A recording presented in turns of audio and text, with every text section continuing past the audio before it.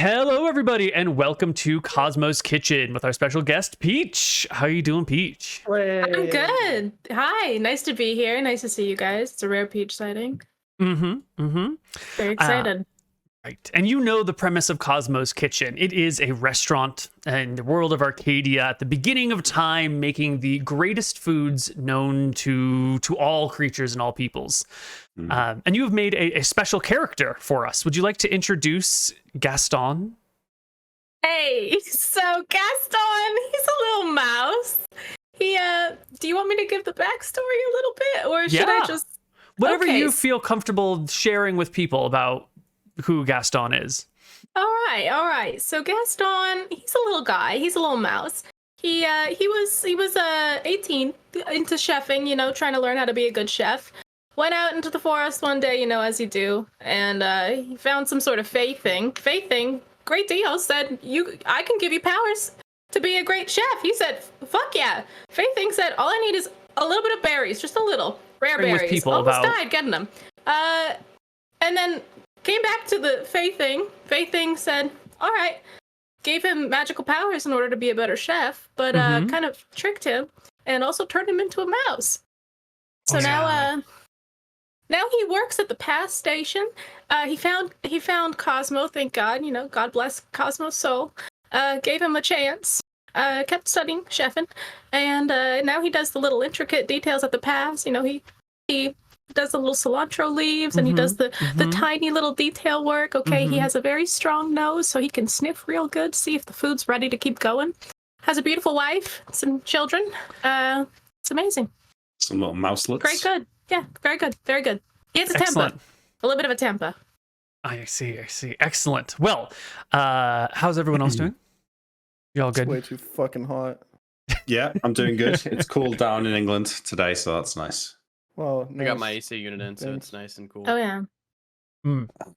Well, let us start off with a session of Cosmo's Kitchen. Our party, let's get the appropriate background music for this. Where is it? Something kind of light and upbeat at the beginning of our adventure here. Adventure Supply, one of my favorite tracks. So our party is gathered together. The four of you, you're all outside, out in the back area of Cosmo's Kitchen. And there's Cosmo, the great masterful gastromancer before you. And I'm not sure, the three human-sized creatures are all lined up, but when Cosmo lines you up, where does the mouse go? Because you're small. You're actually just mouse-sized, right? So do you just have a spot on the grass next to them? Are you riding on someone's shoulder? Did they build a little pedestal for you to stand on? Where does... Is it a tree trunk? So everyone stands next to a tree and you're... Yeah, well, if there's a tree trunk or a big rock, I'll stand on that and I'll look at Gaston. I'll look at a Cosmo, show my respects. Nice. Everyone's gathered round the stump as Cosmo paces back and forth before you all. Can I ask a question real quick? Yes. What's the pecking order of the kitchen? Who's Cosmo's second in command? And can you give us a little bit? This might be hard for you because you said you don't know anything about kitchens earlier. Yeah, no, I am prepared to answer all questions about anything in the world, in space or time, past or present. Yeah, and or future. So that's not true. Absolutely is. The the pecking order for the kitchen. Right. So there's Cosmo at the very top. And Cosmo does have this sort of mysterious, shady right-hand person who's not usually in the kitchen, but you see coming in every now and then. They'll head into the back office and talk. And this right-hand person doesn't do a lot of FaceTime with the rest of the staff, but they're always showing up with something. There's some ingredient that they found a new customer, and it's very clear that they have a very tight relationship with Cosmo. And I keep using these vague terms like this person and they, because they do keep either a low hat or a hood over them, or kind of keep to the shadows. They don't really show their face to the rest of the kitchen, but it's very clear that they are super tight with Cosmo. They'll show up and they'll pass Cosmo some information, and then Cosmo will come out and change everything based on what this one person says. So that's the mysterious. That's a really good way of putting it. Yes. What did he say? sort of shadow investor or shadow council or, you know, shady, mysterious, possibly otherworldly person. But if we're talking just about like day-to-day operations, it goes Cosmo, and Cosmo oversees everything. Cosmo is a man on like, you know, pure gnome dust. That's why Kenji probably has a frequent supply, is because Cosmo is overseeing every single detail. And then below him, there's a couple of tiers. You've got like the crappers who have just shown up to work, and we don't play with them, right? They're not even worth going on these adventures. Then there's the mid-tier staff, which would be you guys, the front of house, the line cook, the not necromancer, the apprentice, the past chef. Yeah, all of you guys.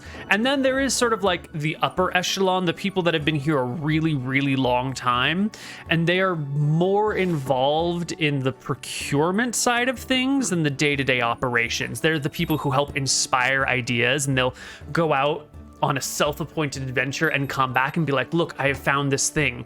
Let us make something great out of this. And then Cosmo will like come up with what to do. And so you're all in that mid-tier section of people who are still getting instructions rather than coming up with ideas on your own. Okay, thank you. All right. Valid. So the four of you are lined up in the back of Cosmo's. And Cosmo's before you, pacing back and forth, looking up and down at his chefs. Staff. Yes, chef. Yes, chef. As you know, Lofton has been conquered by a new warlord, Lady Winston. And as the new warlord here in Lofton, we need to get on their good side before things get terrible. And so, I've decided on a flight of cocktails to present to Lady Winston to appease her and get on her good side. But these are no ordinary cocktails. These are going to be the sort of drinks that make you weep, that bring your heart to rage, that inspire the strongest of emotions, be them joy or pain or salt. Sounds like a night of drinking to me. Yes, chef. Heard. Yes, Excellent. chef. Now, this is a little bit of an unusual situation. There's a flight of cocktails. There's many ingredients that need to be gathered. Not just one. There's not one grand go get the whatchamacallit from the Hujma. We have 6 cocktails on the menu, and we will need ingredients for no fewer than 4. If you come back with fewer than 4 ingredients, by all the gods, I'll see you on Battle Mountain. But Yeah, chef.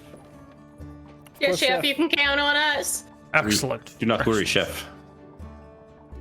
Well, I expect to see your notebooks out, because here are the cocktails we're going to be making and the ingredients you're going to be needed.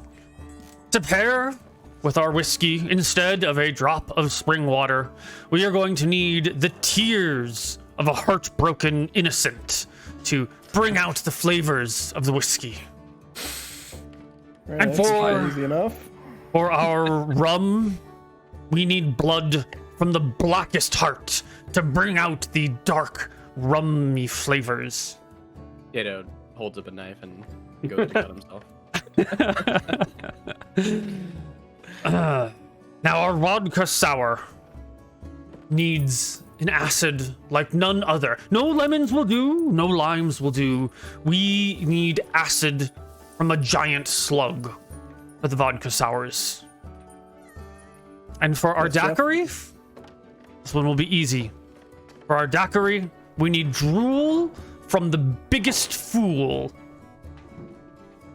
We'll look at Kenji. Potato. Yeah, we all Yeah. we all glance at each other. Now, in case Lady Winston is more relaxed and easygoing than I anticipate, we're going to need a margarita. And for this margarita, we're going to need the salt of courage. And last but not least, my favorite drink, the mojito. We're going to need mint blessed by a nature spirit in order to make the perfect mojito. One that brings you back to nature and makes you forget about the troubles of the city.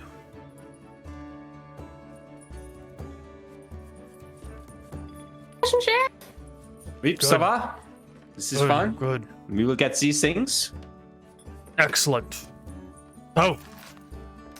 If you need anything, Wait, come talk to me. Oh. Oh, Yeah. Hello? Yeah. We get going. Hello. oh, Go you for can it. hear me. Good, good. Yeah, we can. I'm walking here. Chef, I have a question for you. Yes. The salts of courage. What does it mean? Are you telling me you don't understand what I mean when I say I need salt of courage for No, our Chef. margaritas? Do you No, not Chef. know No. what salt is? Do you not know what I'm courage sorry. is? Do you not know It's a how to super extract question, salt Chef. from courage? My God, there are so many more qualified people. He I'm sorry, storms Chef. off. I'm a... She's not a person, chef. Hey, I'm a fucking hey. Cosmo turns, his cape flaps in the air, and he storms back, muttering to himself about finding a rat to do the job better. So I'm not a rat. It's Call okay. me a fucking rat. Not a rat. You do look a what? bit like a rat. I mean, You I'm not say I saying. look It's very similar. You look more like a rat than a person. You're saying I look like a rat. I'm saying You look more like a fucking rat rat, buddy. than I You look look like like a fucking rat. Hold on. Sorry. Okay. wait, stop up. I lost myself there. I'm sorry. So, sweet potato, why don't you tell us how we get the salt of the courage?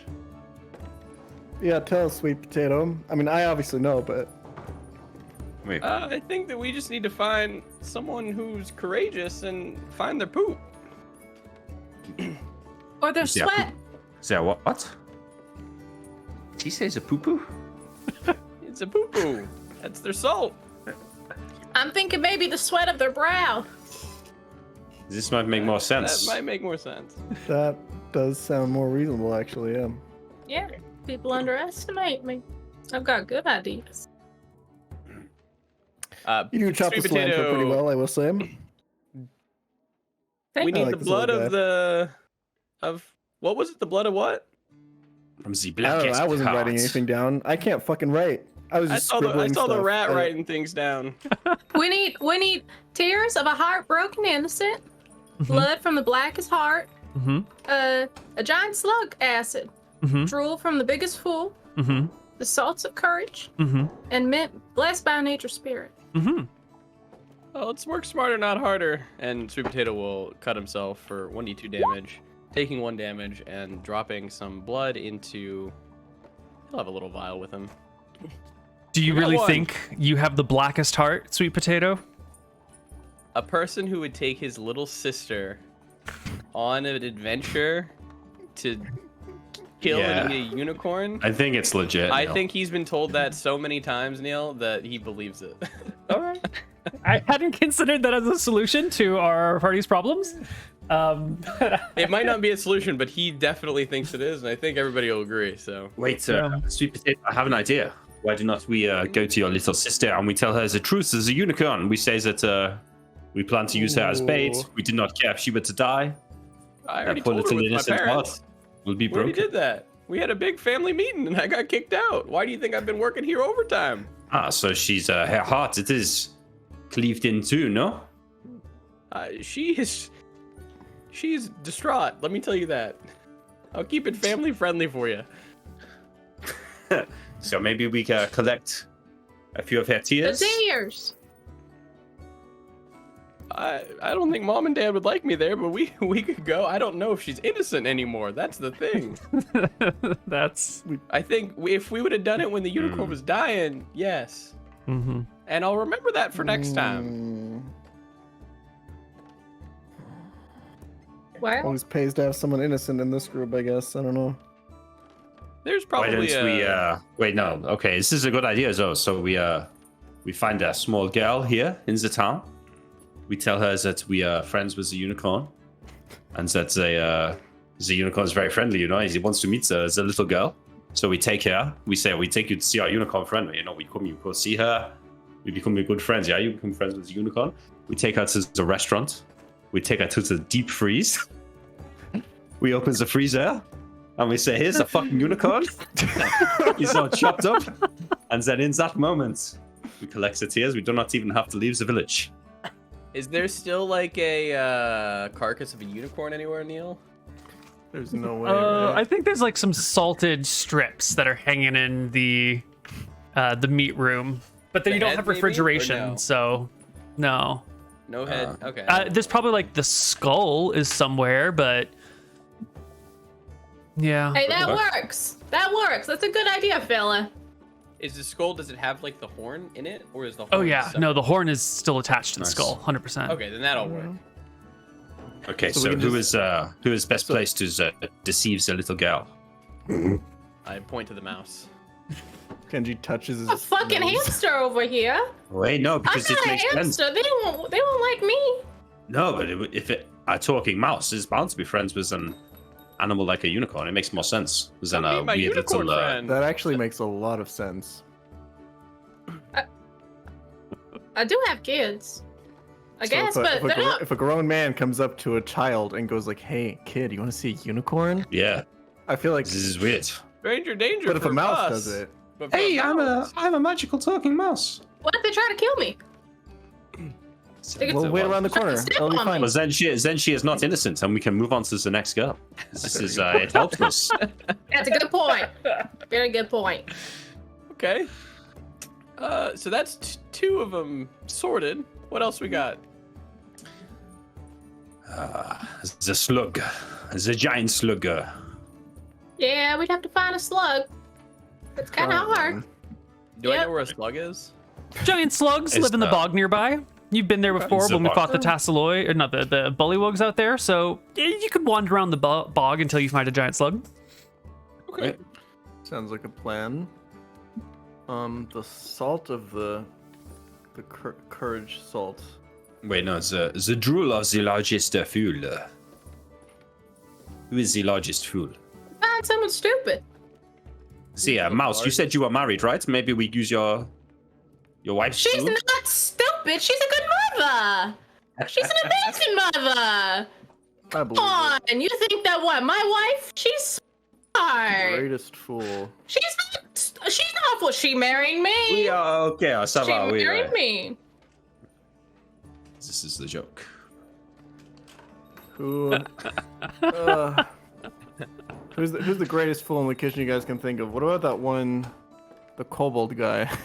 But Cosmo, he says the world, the greatest fool in the world, not the kitchen. Do we know I mean, any, no, like- no. The greatest fool in the world would never work for someone as brilliant as Cosmo. So. Do we know Exactamente. any? That's very true. Do we know any like stories about like the maybe the biggest fool in the town or the biggest fool that we've heard of recently? Anything like that? You don't have a candidate in mind. You know, there's idiots and annoying people around, but there's not like a local legend that this is the dumbest or silliest person in town. You'd have to craft some sort of, what do you call it? Ash?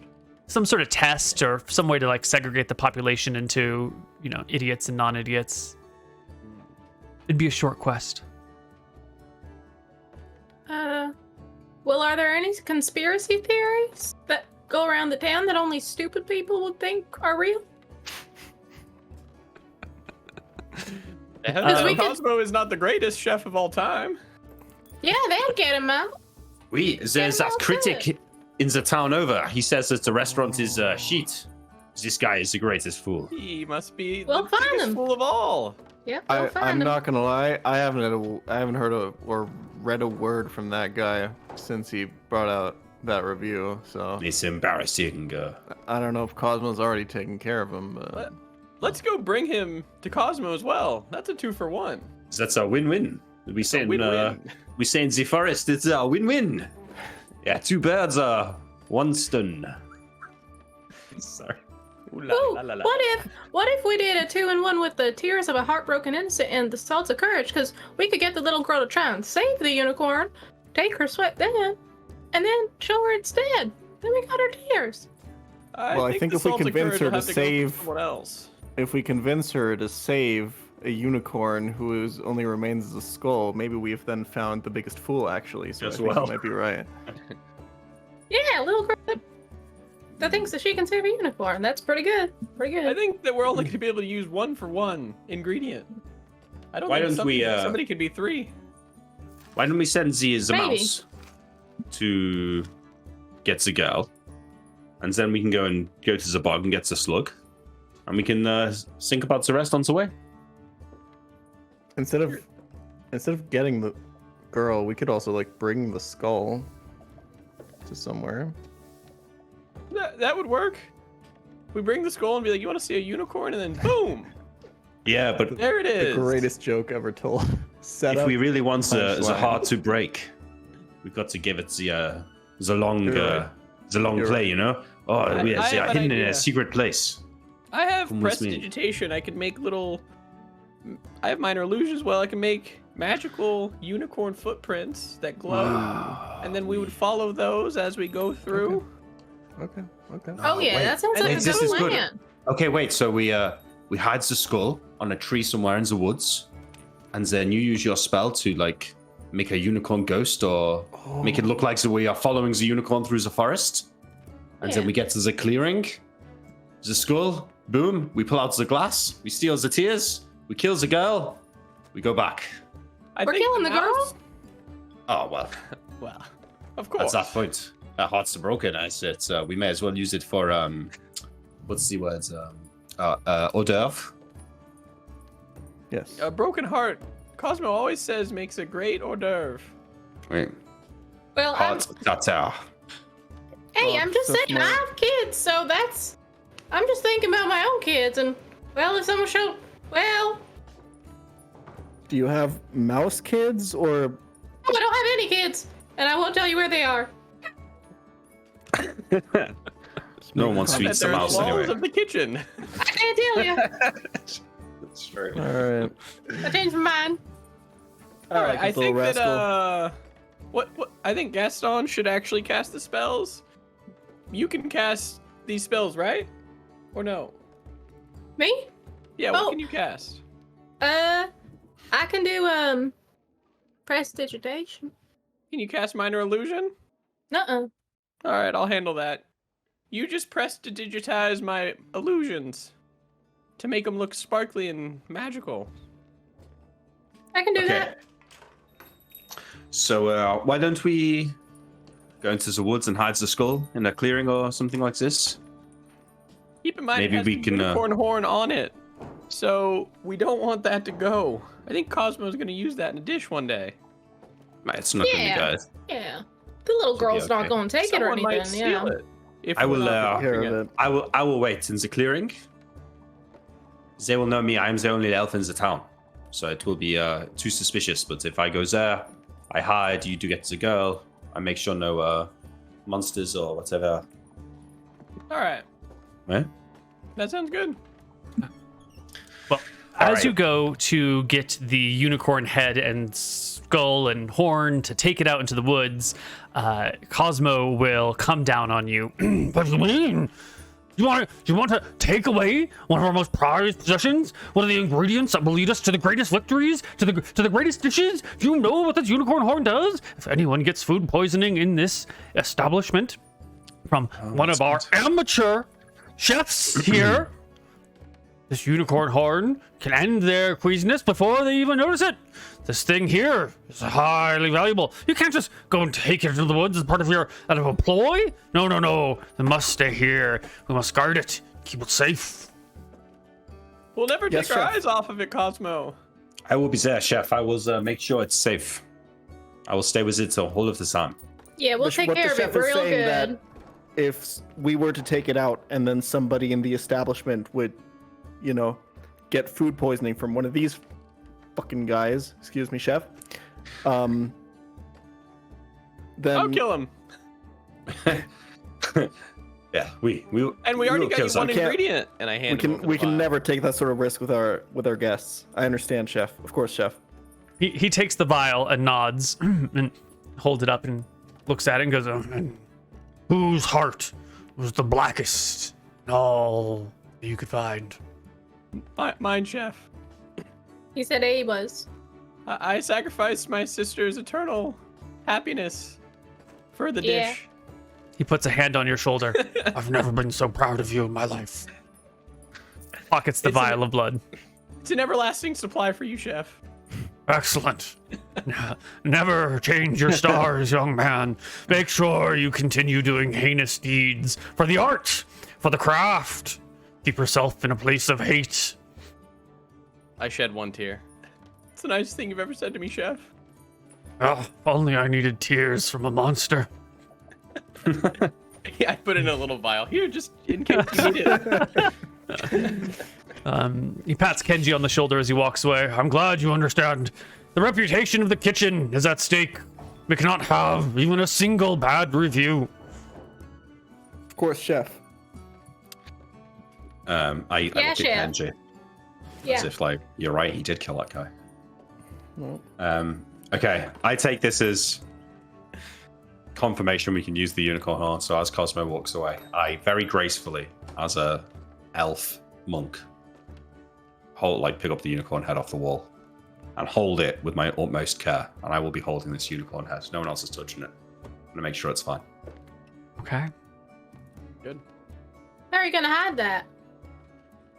We just go into the woods, find a clearing, put it up on a tree, and then I will hide in a bush. Maybe not up on a tree. What if it falls? In petit foliage. Cosmo would kill you. Maybe in a bush. And you Wait, can okay. be in the tree. Maybe at the base of the tree. That works. Okay, wait. But remember, when you speak to the girl, you've really got to sell the joy of it. The sheer fucking joy of the whole situation, so that when she sees that the unicorn is dead, and that we have eaten it, then her heart will be broken. Oh yeah. I think I can I'll help do with that. anything. I'm gonna. I think we'll find this girl in like an hour, probably. When we're 10 minutes out of like finding the girl, I'm gonna cast Enhance Ability on the mouse. Wait, we gotta hide the skull first, though, right? Yeah. Yeah, you go into the Here's woods. the You hide clearing. the skull. Yeah, you find a Okay. clearing. On the Okay, way, I hide. Yeah. on the way there, I will pull Mathieu aside. Kenji. And like More. Kenji's been kind of nervous this day, and he's not really, he seems distracted, and he hasn't really taken any Ran gnome out. dust or anything, which is weird. And he kind of pulls Mathieu aside, and he shows him like a little notebook. And he's like, "Hey, can I show you something? Wait, Kenji, what is it? What is this? You know Your all those recipe? dishes. You know all those dishes that we talked about when we went out, and all those ideas that we talked about and everything. Oh, those ideas, we. Look, I put together a menu. Look, it's 15 courses. Let me And- see. There's a theme, and I will. as look the through night it. progresses, there's more. And you just see this like menu of like progressively really abhorrent shit of like little creatures that are like served on a plate still screaming as they're being like roasted alive and shit like that, right? It's all like very psychotic. And Kenji's just kind of looking at you with like these like milky eyes, and he's like, do you think I can show this to Cosmo? I've been working on this for the past month. I've been Kenji, staying this up late is every night. this is something I've not seen before like this. It's inspired. No, It might actually be worthy of Cosmo's it's- kitchen, It's right? genius. We, as a chef, he must see this when we get back. Maybe if It is imperative. we get all his ingredients, maybe he'll be happy to take me aside and I can show it to him. Maybe. You might. You heard You what he think? said to Sweet Potato before about him being proud of him. He seems like he's in a good mood. Yes. Okay. Matthew, Oui, mon petit potato. do you still have the coin? The magic what? coin? Last episode we found, yeah. Oh, let me check. I see. I cleaned my my outfit recently.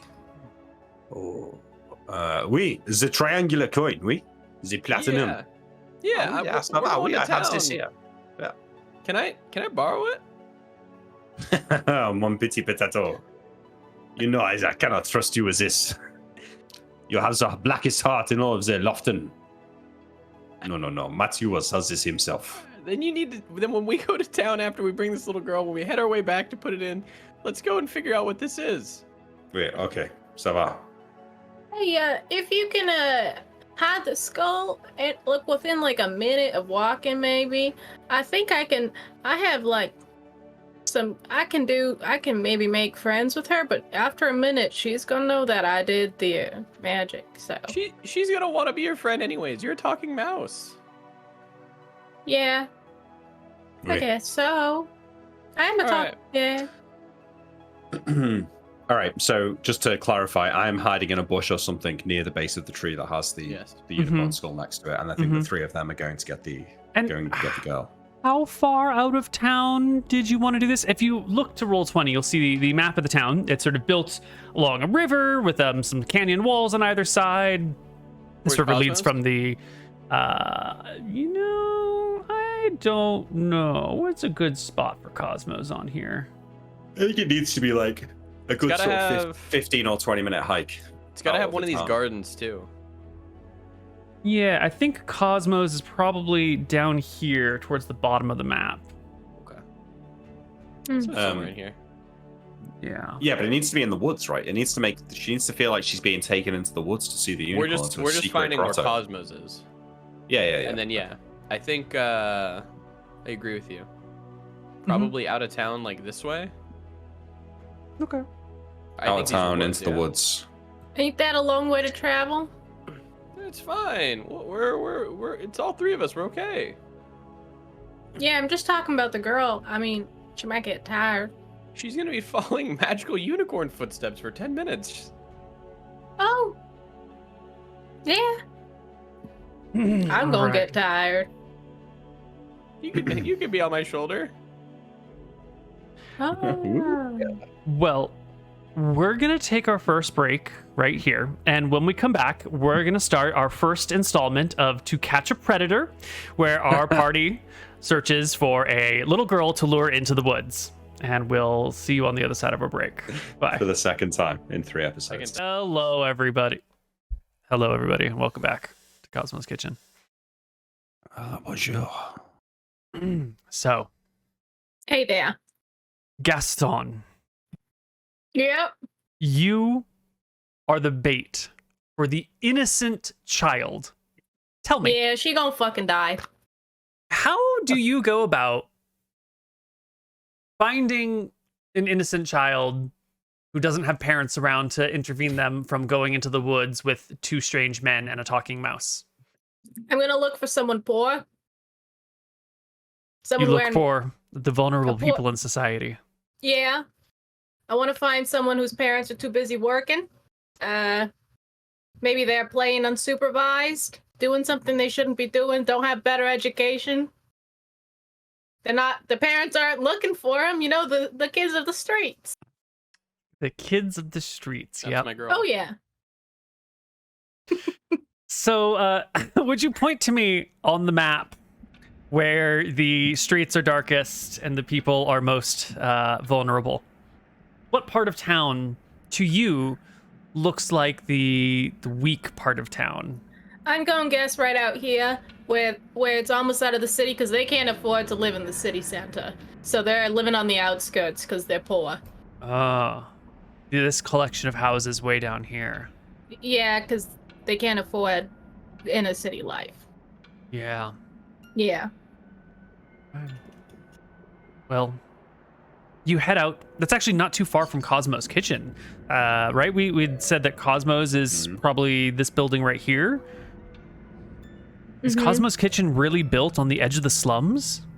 I think it has to be like the black market underground fucking restaurant. It's it is, edgy, right? yeah. It's edgy. Yeah. Maybe it was just the cheap land that he could buy up early on. Who knows? Yeah. It's not one of those Yeah. popular tourist spots, you He know. probably employs the. 1 second here. I'm a fucking rat. Go around. I'm assuming that I've gone around in my little rat escapades. I'm not a rat. I am a mouse. I'm a mouse. Mhm. I've gone around in my little mouse escapades, and I've seen around this town. I know this town inside out, baby. I know where the good cheese is, where the bad cheese is, where the good dumpsters are. Not that I eat them, but that's where I found my wife, maybe. So, I was picking up chicks near those dumpsters. I should have some sort of, advantage. Yeah. Well, I think you do know where the sketchiest, poorest part of town is.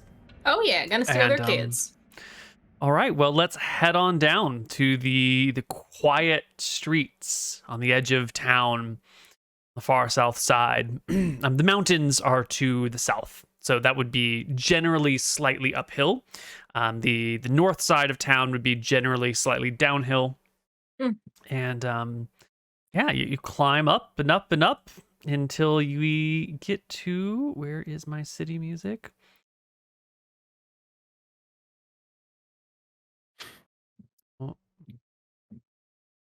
Here we go.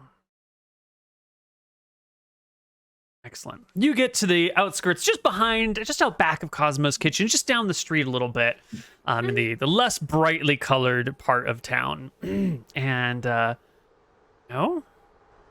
there's people here. There's kids here. There's stuff going on. What are you looking for in particular? I'm looking for a kid that has a lot of maybe holes in their clothing. Maybe it looks like 2 years ago fashion. They're playing, maybe doing something dangerous, or just no parents around. Roll me I'm looking a D20. All right.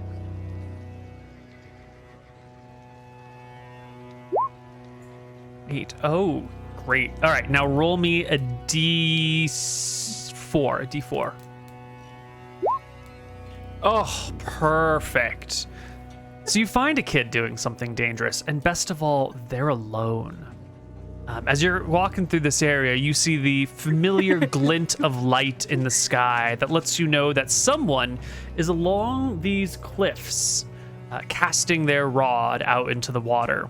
And if you can just scamper between some of these houses and back over one of these fields, which are not that productive, because the water has to be like lifted up the cliff and dumped in. It's a bitch to irrigate.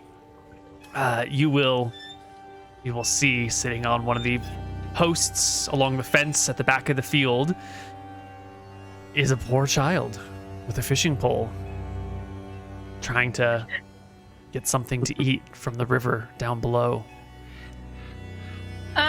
Is Sweet Potato following me?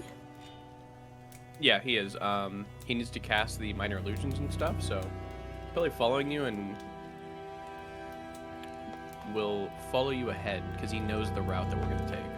Got it. And I'll be like prestigitationing the stuff as we get closer to make it look as you magical. just see like a unicorn footprint, you're going to prestidigitate like a magical magic glitter on dust. it. Yeah. All right, I see the kid. Oh, I think wait, that one. I forgot to say this. I was trying to say this earlier, but I would have cast a spell on the rat, which I'm was a fucking mouse. enhance ability. Right, you were saying that. Yeah. I'm going to give it the Eagle's Splendor. The target has advantage on charisma checks Oh, for an hour. okay. You don't have to cast it on me. I'll be okay. I casted it. Well, you head over in the direction of this fence where this kid is sitting. And before you get there, I want to find out, since we know Green Zerg is out in the woods, paired by the unicorn skull and horn, where are Kenji and Sweet Potato while the mouse is approaching this child on a fence? Sweet Potato's close by. He's getting the footprints ready for them to follow. So Sweet Potato's always going to be ahead, making minor illusions of footprints. Because minor illusion only lasts for 1 minute, right? So you have to they got to be like right on the trail. Yep. Okay. And what about you, Kenji? I feel like Kenji actually stayed back. He's really scared that something's gonna happen to the unicorn head, so he's staying back watching. Okay, So you're with me. The two of you are with the unicorn skull. Got it.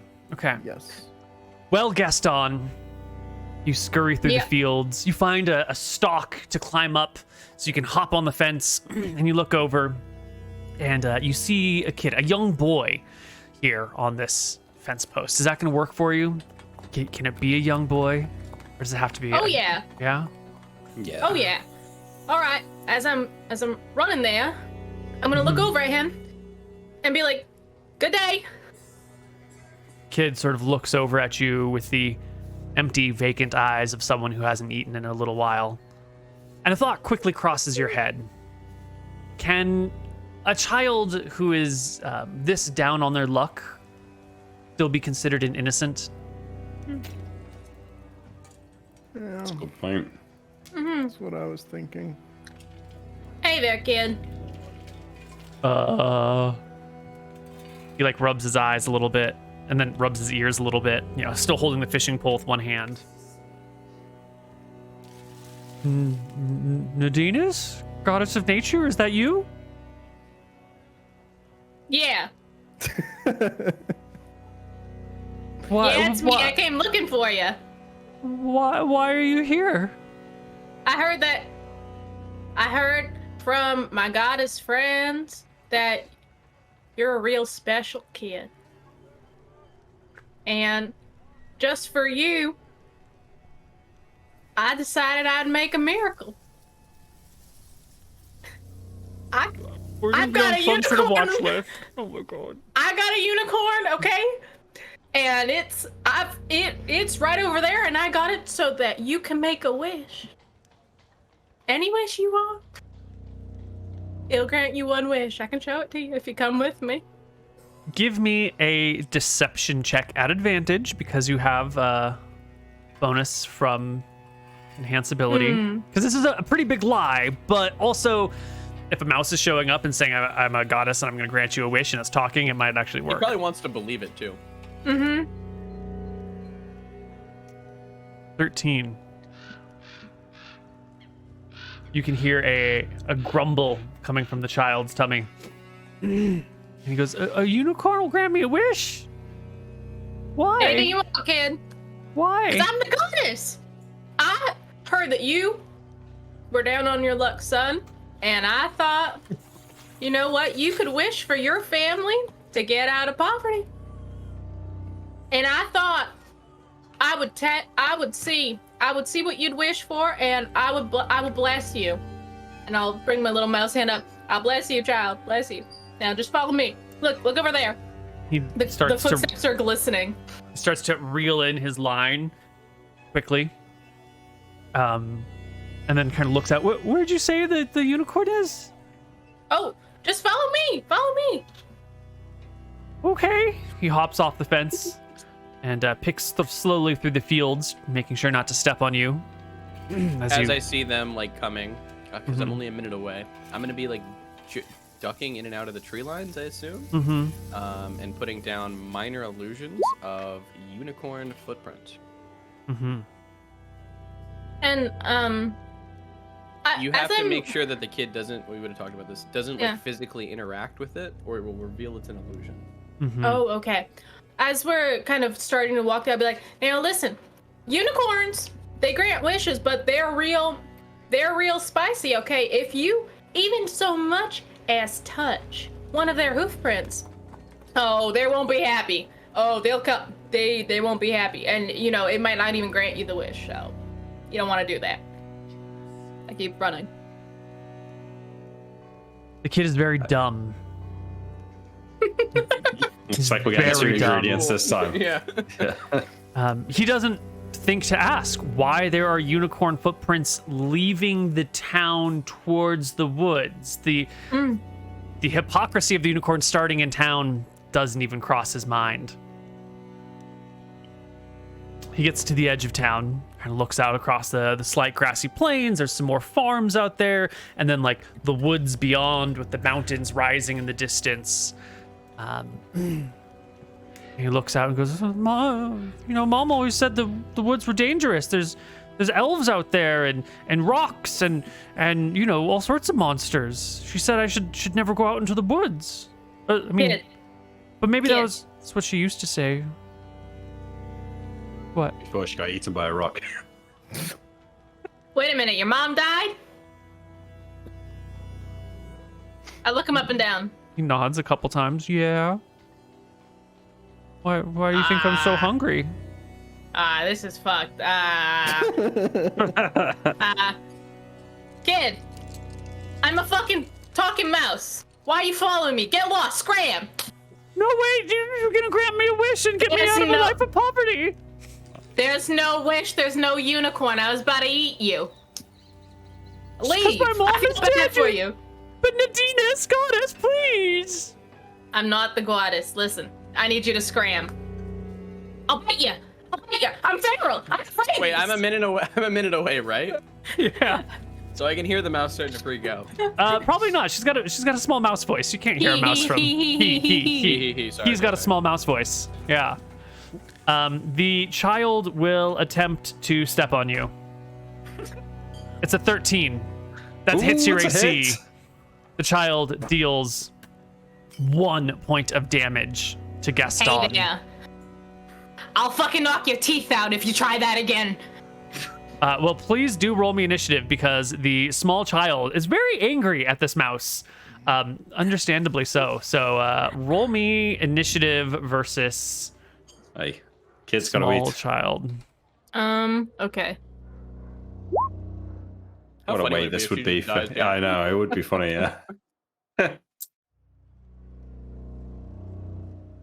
I just need my small child. Little Jimmy's revenge. Come on. I have a good token for this. So I'm being punished for trying to let this kid live, you know? I was trying to scare him away. I was like, no, I'm just a mouse. It's hard being a good guy.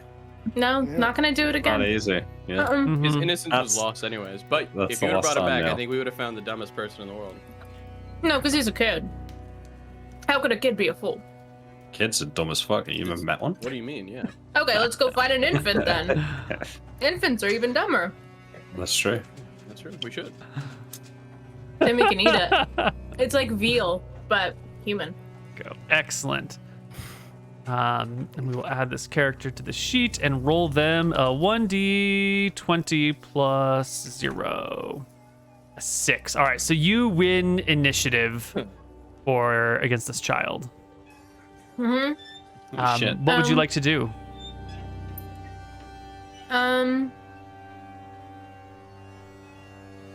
I'm going to cast Gourmet Gust.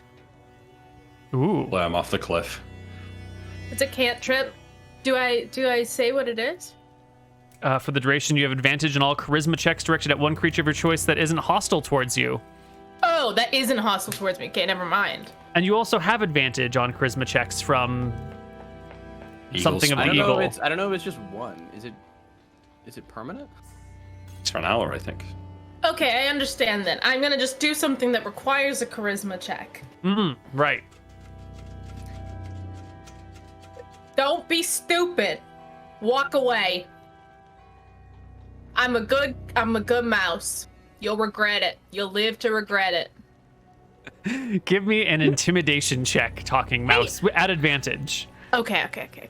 Got it. But advantage. All right. Does not get disadvantage for being a mouse though.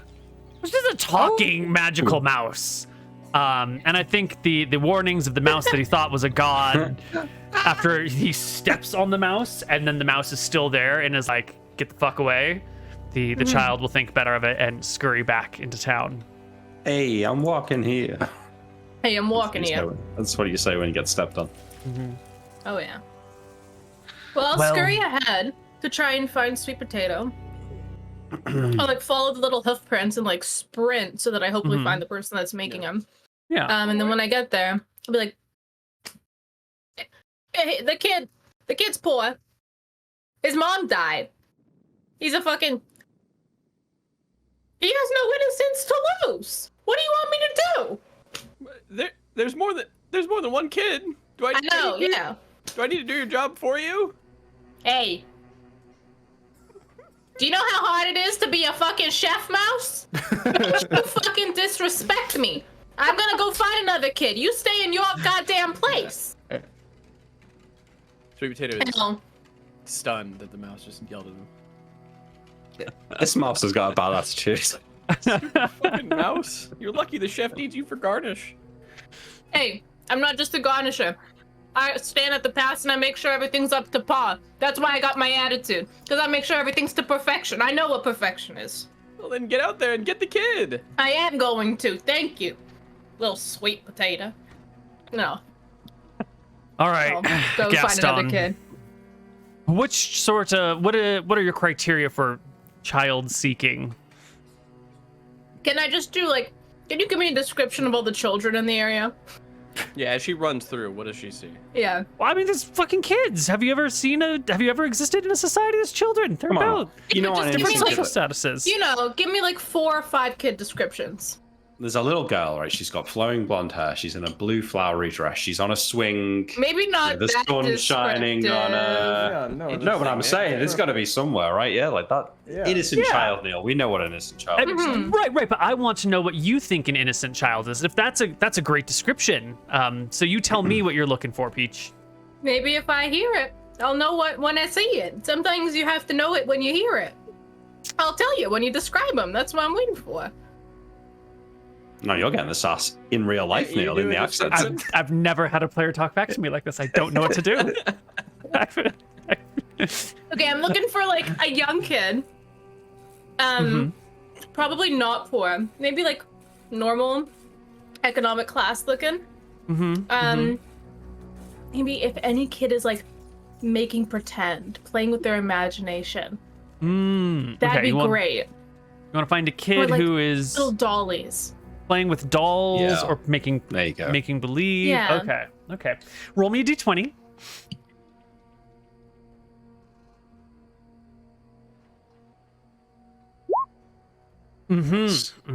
Okay, and give me a d6. Okay. You will, strolling through the streets, come across a collection of 3 children who are seated around an old table that has been cast outside, and the kids have brought it over, not quite on the street, but like a little off the street, and they have some chipped teacups and 1 wooden mug, and they are having a tea party.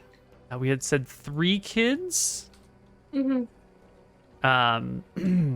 Yes, it is 1 10-year-old boy serving tea to an 8 and a 6-year-old girl. When I see them, I'm gonna go to Sweet Potato and ask, "Hey, Sweet Potato, how do we get them separate?"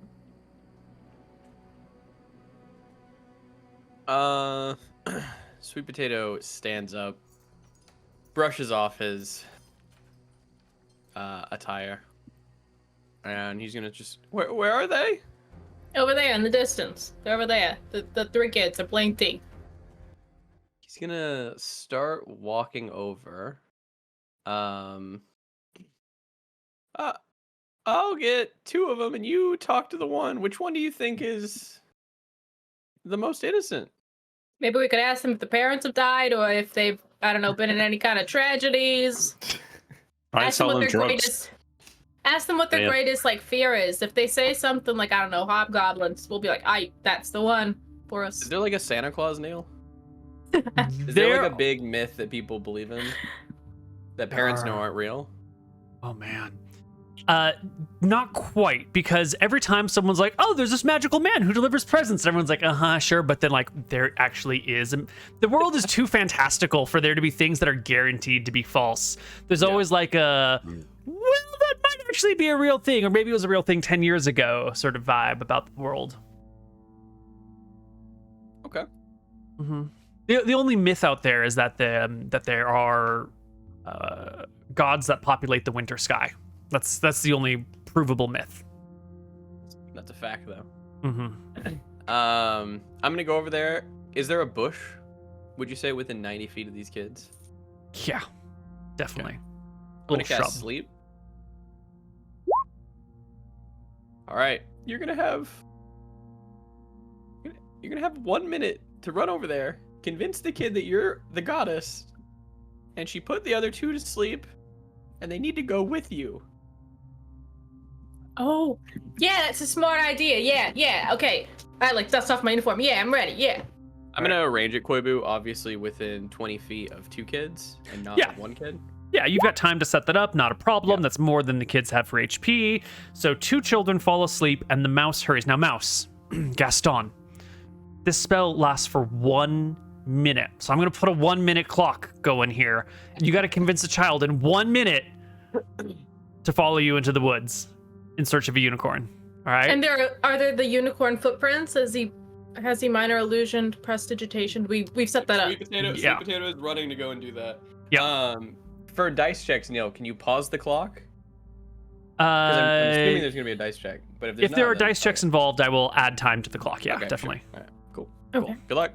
Good luck. Okay. Go. I smacked 3. the rat on their butt. Let me just wait for the clock to get Hey, to an appropriate. don't touch me. Ready, steady, go. Hey kid, over here. The kid sort of looks over in your direction. Jenny? Bobby? I put them to sleep. Listen, I'm the goddess. I'm the goddess, the nature goddess. Don't you see me? I've come here to deliver you a special message. I've got a unicorn out there that's ready to grant you a wish. Anything that you want in the whole world. All you gotta do is come follow me. Come on. Jenny? Bobby? Why are they asleep? I put them to sleep, sweetie, because this is only for you. Why me? Because you're special. Be a persuasion check. That's genius. Oh my god, Neil. That kid's totally falling for that. 20. Oh. At advantage. Yeah, at advantage. It's a very good persuasion check. Yeah, I mean, her friends fall asleep. The mouse, a talking mouse appears, offers to grant the kid a wish. We mentioned that the 6 or 8 years old here, so with a persuasion of 20, the child gets up and begins to follow you. All right, now you have to walk exactly in a straight line behind me, cause you just got okay now, and I'll scurry, Mm-hmm. Yeah, follow me. I'm the goddess. Yeah. Yeah. Well, The small child begins to follow you, and about As you go, the 15. child starts to see unicorn footprints. yeah. Wow. And I'm secretly prestidigitationing them to have glitter going up, boom, boom, boom. Have you ever seen a unicorn? No. Oh, it's so beautiful. What? We're goddess, woman, creature, man, mousy thing? Uh-huh. Why is the unicorn in the city? Well, that's because I came to seek out you specifically. That's why I put your friends asleep, because it's you and you're special. And I knew that you lived in a city. So, where else was it gonna be? I feel like I've gone into a country accent. I need to find my Boston again. Hey, I'm walking here. But, Yeah, it's because you live in a city. Yeah. why did we have to leave the city? Well, because I couldn't risk having the unicorn seen by anyone else, silly. It's just for you. Some pretty good insight checks this kid is making over here. But I do have advantage on my charisma, and I'm a little tiny, Yeah. teeny talking rat mouse. Well, One more, Max. You she did get roll a 20 as well, Neil. She did. Well, yeah. The kid walks with you. No, 15, 20 seconds later, the other children begin to wake up. And let me just make some reaction rolls for them to see how they feel about waking up. And their friend is just a few feet away.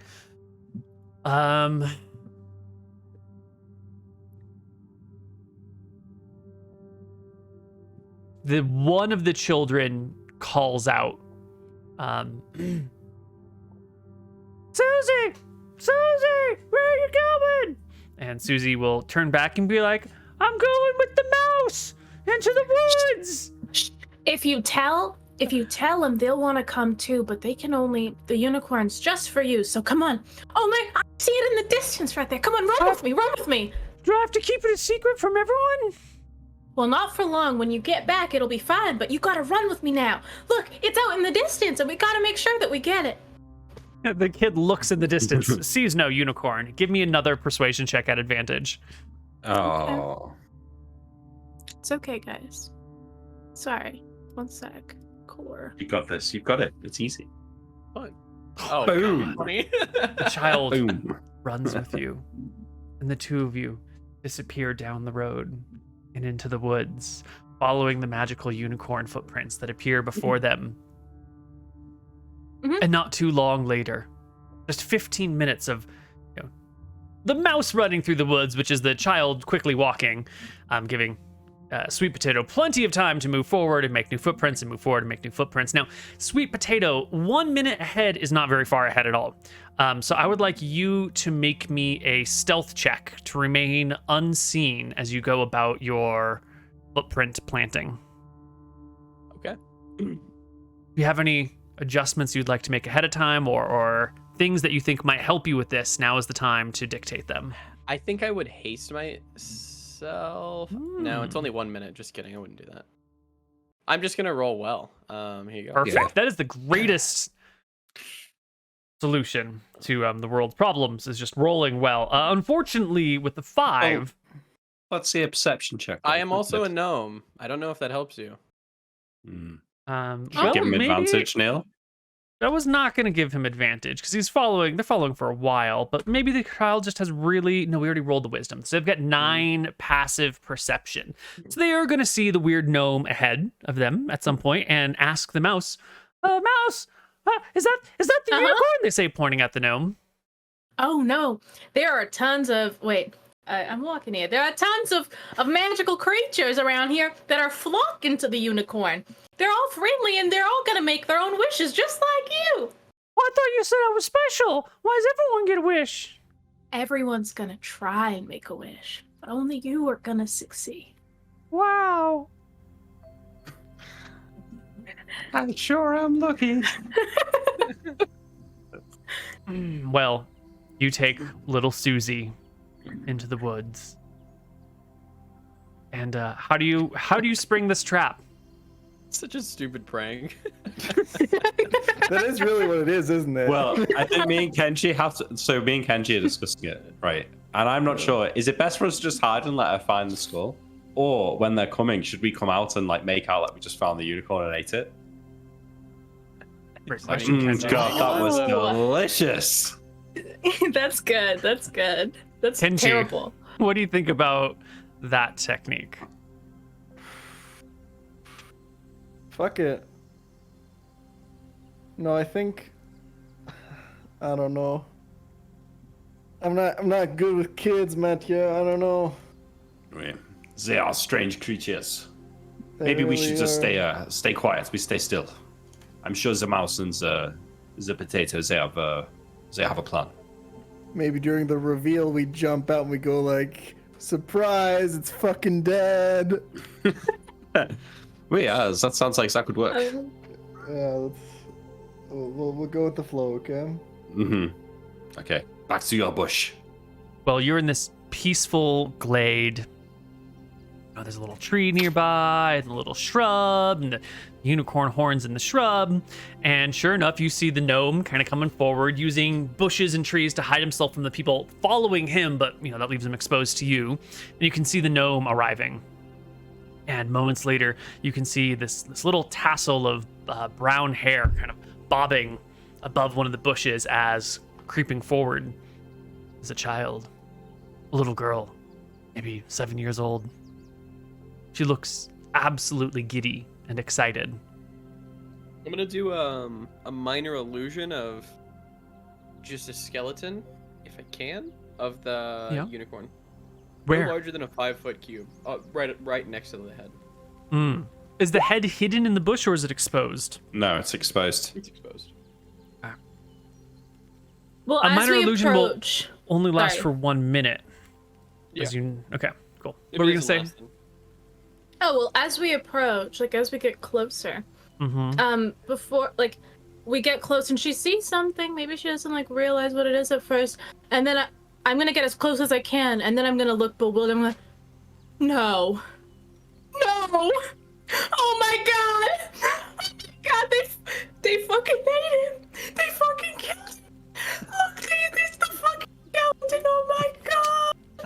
Oh, the demons must have come right up out of the earth and fucking killed him. And I'm gonna start pretending to sob. Like, do you see this? Do you see this? It's the skeleton. And get ready to run over. A performance check.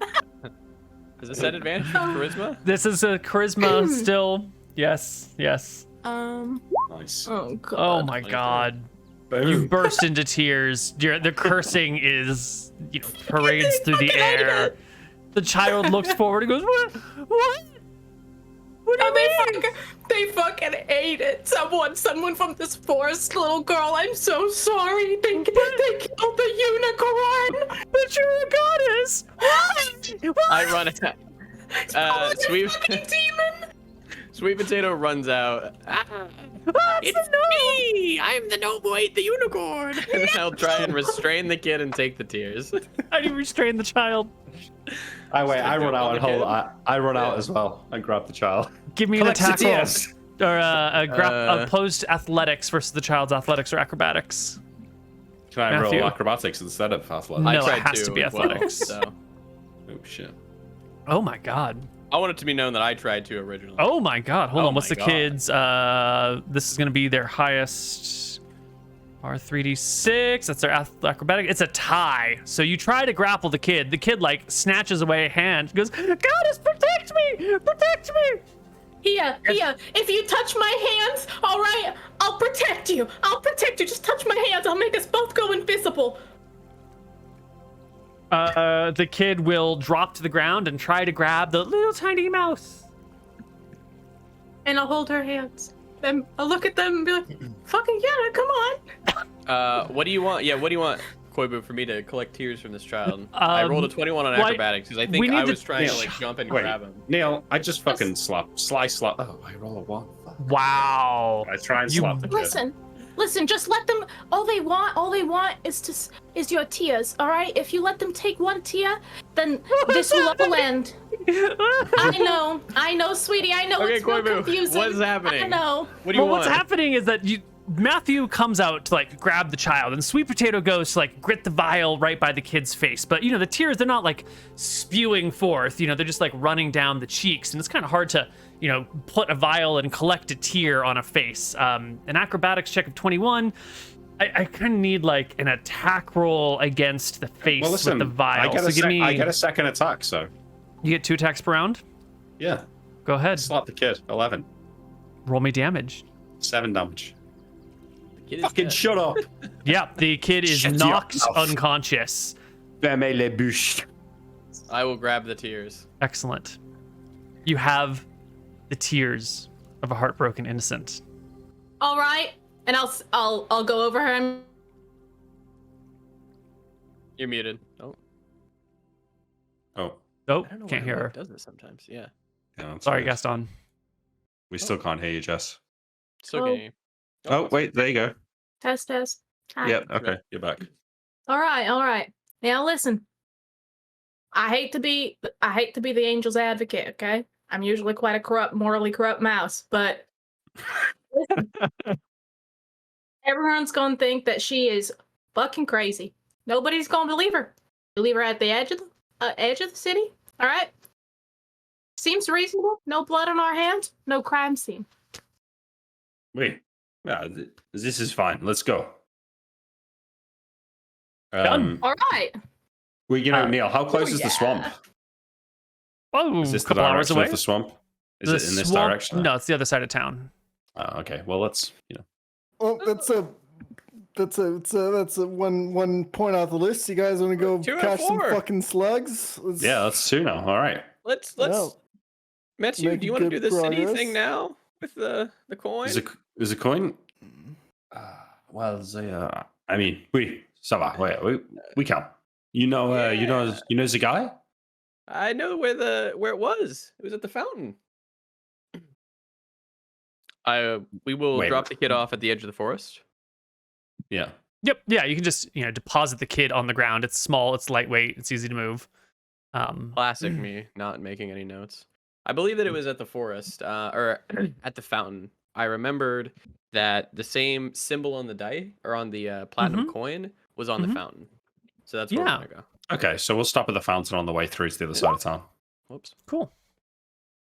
You stop by the fountain on the way to the side of town, and sure enough, that same symbol that is on the coin is inscribed into the ground here. But there's no like plaque that says this is what the symbol means. It's just fucking chilling. I start to inspect the statue, Neil. I look for like a little slot or somewhere where I could put this coin. I start seeing if things will move. Maybe there's like on the fountain or something. What do you mean the statue? Yeah, on the plaque, on the fountain. Sorry, on the fountain. Yeah. Oh, okay, right. Well, I'll help him. I don't know if that gives him advantage, but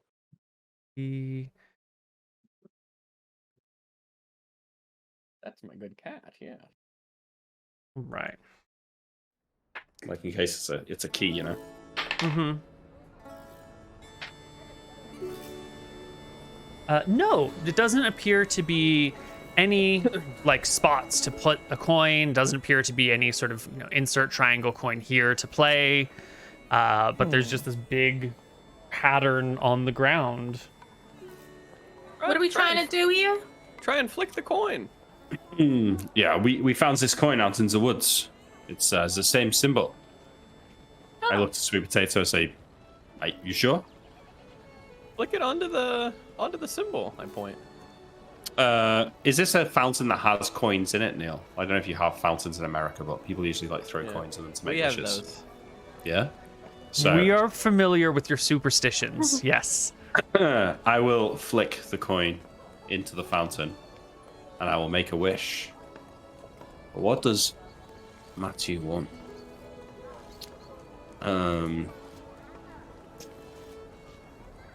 I wish to be the most courageous man in Lofton. Nice. The coin flips in the air, catches a glint of sunlight, and plummets into the water with a resounding splash. Can I throw like an Arcanic check or something? Do I feel like something magical just happened there? Give me an Arcana check. Yeah. I want to pass this. There we go. With the 24, you don't feel the presence of any magic. But not Gaston, Matthew Dupont, as you look around, you do see that you are surrounded by cowards and imbeciles. Fucking based. Yeah. All right. I feel like it's worked. Good. I look at Sweet Potato and shrug and say, "I think it's worked." Well, What worked? Well, don't tell me your wish. It won't come true then. Well, let's just say that I am blessed. Neil, do I feel different? You feel like there is A lot to be afraid of. there's something missing, there's something that's not quite right. You feel like a little tired, you feel a little down, you feel like a little thinly stretched and unfocused. Guys, I need some fucking gnome dust. Holy shit. you need a what? You know, a little have something any on me? something. Ah, shit. I don't have it anymore. Fuck. You're doing the drugs. You do drugs. You take drugs, kid. Can you like look around? Can you be cool about this? Jesus Christ. You take drugs, kid. What do you take? Are you itching? Are you tweaking? Are you withdrawing? What's happening? I'm not doing any of those things, okay? I just need a little something to take off the edge, alright? The fuck is a something? Listen, I got connects. Oh, really? I don't know. I'm a mouse. I walk around these parts. I see things. That makes sense. Wait, can you actually get us some gnome dust? I don't know. I don't know. Maybe. That's what you want? Gnome dust? What do I know about gnome dust? It's a white powdery substance that elevates the mind into clear thinking and rapid action. Is it typically like a drug that is used by the more like hard work? Is it like a cocaine drug? Like a? It's cocaine. It's cocaine. Oh, okay. Yeah. All right, kid. Let me think. Do I know of like drug dealers in the rich neighborhoods? I don't know if the mouse knows about any drug dealers. Maybe. Neil, all mice know drug dealers. What are you talking about? That's like an established. Neil, I roam the streets at night as a mouse. I go into garbage cans and seedy alleys. Why wouldn't I know? Wait, why do you go into garbage cans? If you work at Cosmo's Kitchen, why would you ever visit a garbage can? Listen, Yeah, you better not be coming into work smelling like not fucking now. garbage. No, of course not. Not now. But that's where I used to pick up the ladies before I met my wife. Oh. Listen, you can't find a lot of mice eating at Cosmos. No, you gotta go to the alleys. What do you think? It's not that I want to be there, but I haven't got any options. So now that you're married and have a whole tassel of children, you're still hanging out at the dumpsters picking up mice? No, I haven't been there in like 3 months since I met her. That's a long time for a You've mouse. already got kids, which makes sense for mice. That's like 10% of her They're lifespan. not mine. Jesus, they're not mine. We're trying, but it's hard. It's real hard because I'm, mouse, human. The DNA's all wacky. But her last husband, left her while she was pregnant. I found her eating scraps at Cosmos, and I fell in love with her. She's a beautiful woman. She's a good mother. Anyways, I know the alleys. I spent a lot of time there. Years All right. there. So I need please. you to make me such a good investigation check. It's got to be really spectacular. It's not good enough. No. You've been around some alleys. Unfortunately, there aren't people in the alleys just being like, "Psst, you want to buy some drugs?" Like, the drug dealers are a little bit cooler. They kind of... As Cosmo's apprentice and someone who has bought gnome dust before, Yeah. literally last episode, I'm just Yes. gonna take us to the gnome dust spot. Okay. When we Yeah, get, I mean, like Kenji also Be like- obviously has his connections. At this Yeah. point, Kenji's just interested to see what the mouse is gonna do because he's like fascinated by this little guy. well, when we get there, I'm gonna be like, oh yeah, this corner. I practically lived in this corner for like 2 months. Like I love this corner. All right. You can get your fix. fuel up Genji. Yeah. Kenji's fueled. Kenji. All right. Did Mathieu take the sweat of his brow or whatever? Not yet. I feel like Okay. we'll do that at the end. Right. Just because by the end of this, I'll know if I'm truly courageous. Well, we Well, kind so of let's went go off kill on a us some tangent here, slugs. but the original reason I was just making a joke, but the original reason I asked if I felt any different was I was trying to find out if this was like a monkey's paw situation where now everyone else is just a way bigger coward, and Mateo hasn't actually become brave at all. Yeah, I feel like that might be what's happening. I feel like that's We'll see when we get to the swamp yeah, how brave you all are. that's Well, right. our party will proceed to the swamp. And once again, we're going to run into a mild mobility issue here because the gnome in the party and the mouse in the party are rather slow creatures. Mouse especially is a pretty slow thing. So I can how... carry the mouse. I moved to be 25. All right. You're going to carry the mouse? Mouse, you cool being If- carried by Kenji? Well, how does he approach it? Is he gonna be weird about it? No, he's gonna be cool about it. We're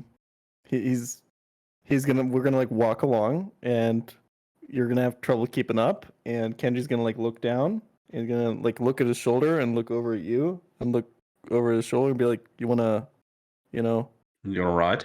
hitch a ride?" What, you think I'm slow or something? A little bit, yeah. Oh, you think I'm slow? Oh. That's Well, I've seen you in curious. the kitchen. I've seen you with that fucking cilantro. Shit takes forever to get to my station. Yeah, but it's um, perfection. Some things are slow, it's but they're pretty perfection. good. I will not lie. Yep. Cosmo hired you for a reason, but come on, get up on my shoulder. It'll be fine. Fine. All right. And the 25 mood All speed on right. the gnome ain't too bad, so... No. Okay. All right. Party. The bog is home to all sorts of creatures. Last time you were here, you found Bullywugs. bullywugs, right? But there's other creatures here too. So what if you're walking through a swamp looking for a giant slug of some kind? It's easy, right? I turn to Zapati. I say, so you can fake a unicorn? Can you fake a giant slug in heat? Draw him right out of the swamp. I can't make noises with that, and it can only be 5-foot cube. Well, do you know what noises they make? I'm quite an imitation artist. I don't. Oh. But oh look, is there like a hang small on. beast around? Oh, go ahead. Oh, that's a good idea. Well, I'm an elf from the forest. I might know what noise giant slugs make, Neil. Tell me, what noise does a giant In slug heat. make? In heat, yes. In heat. Well, obviously you've got the baseline kind of moving slug noise.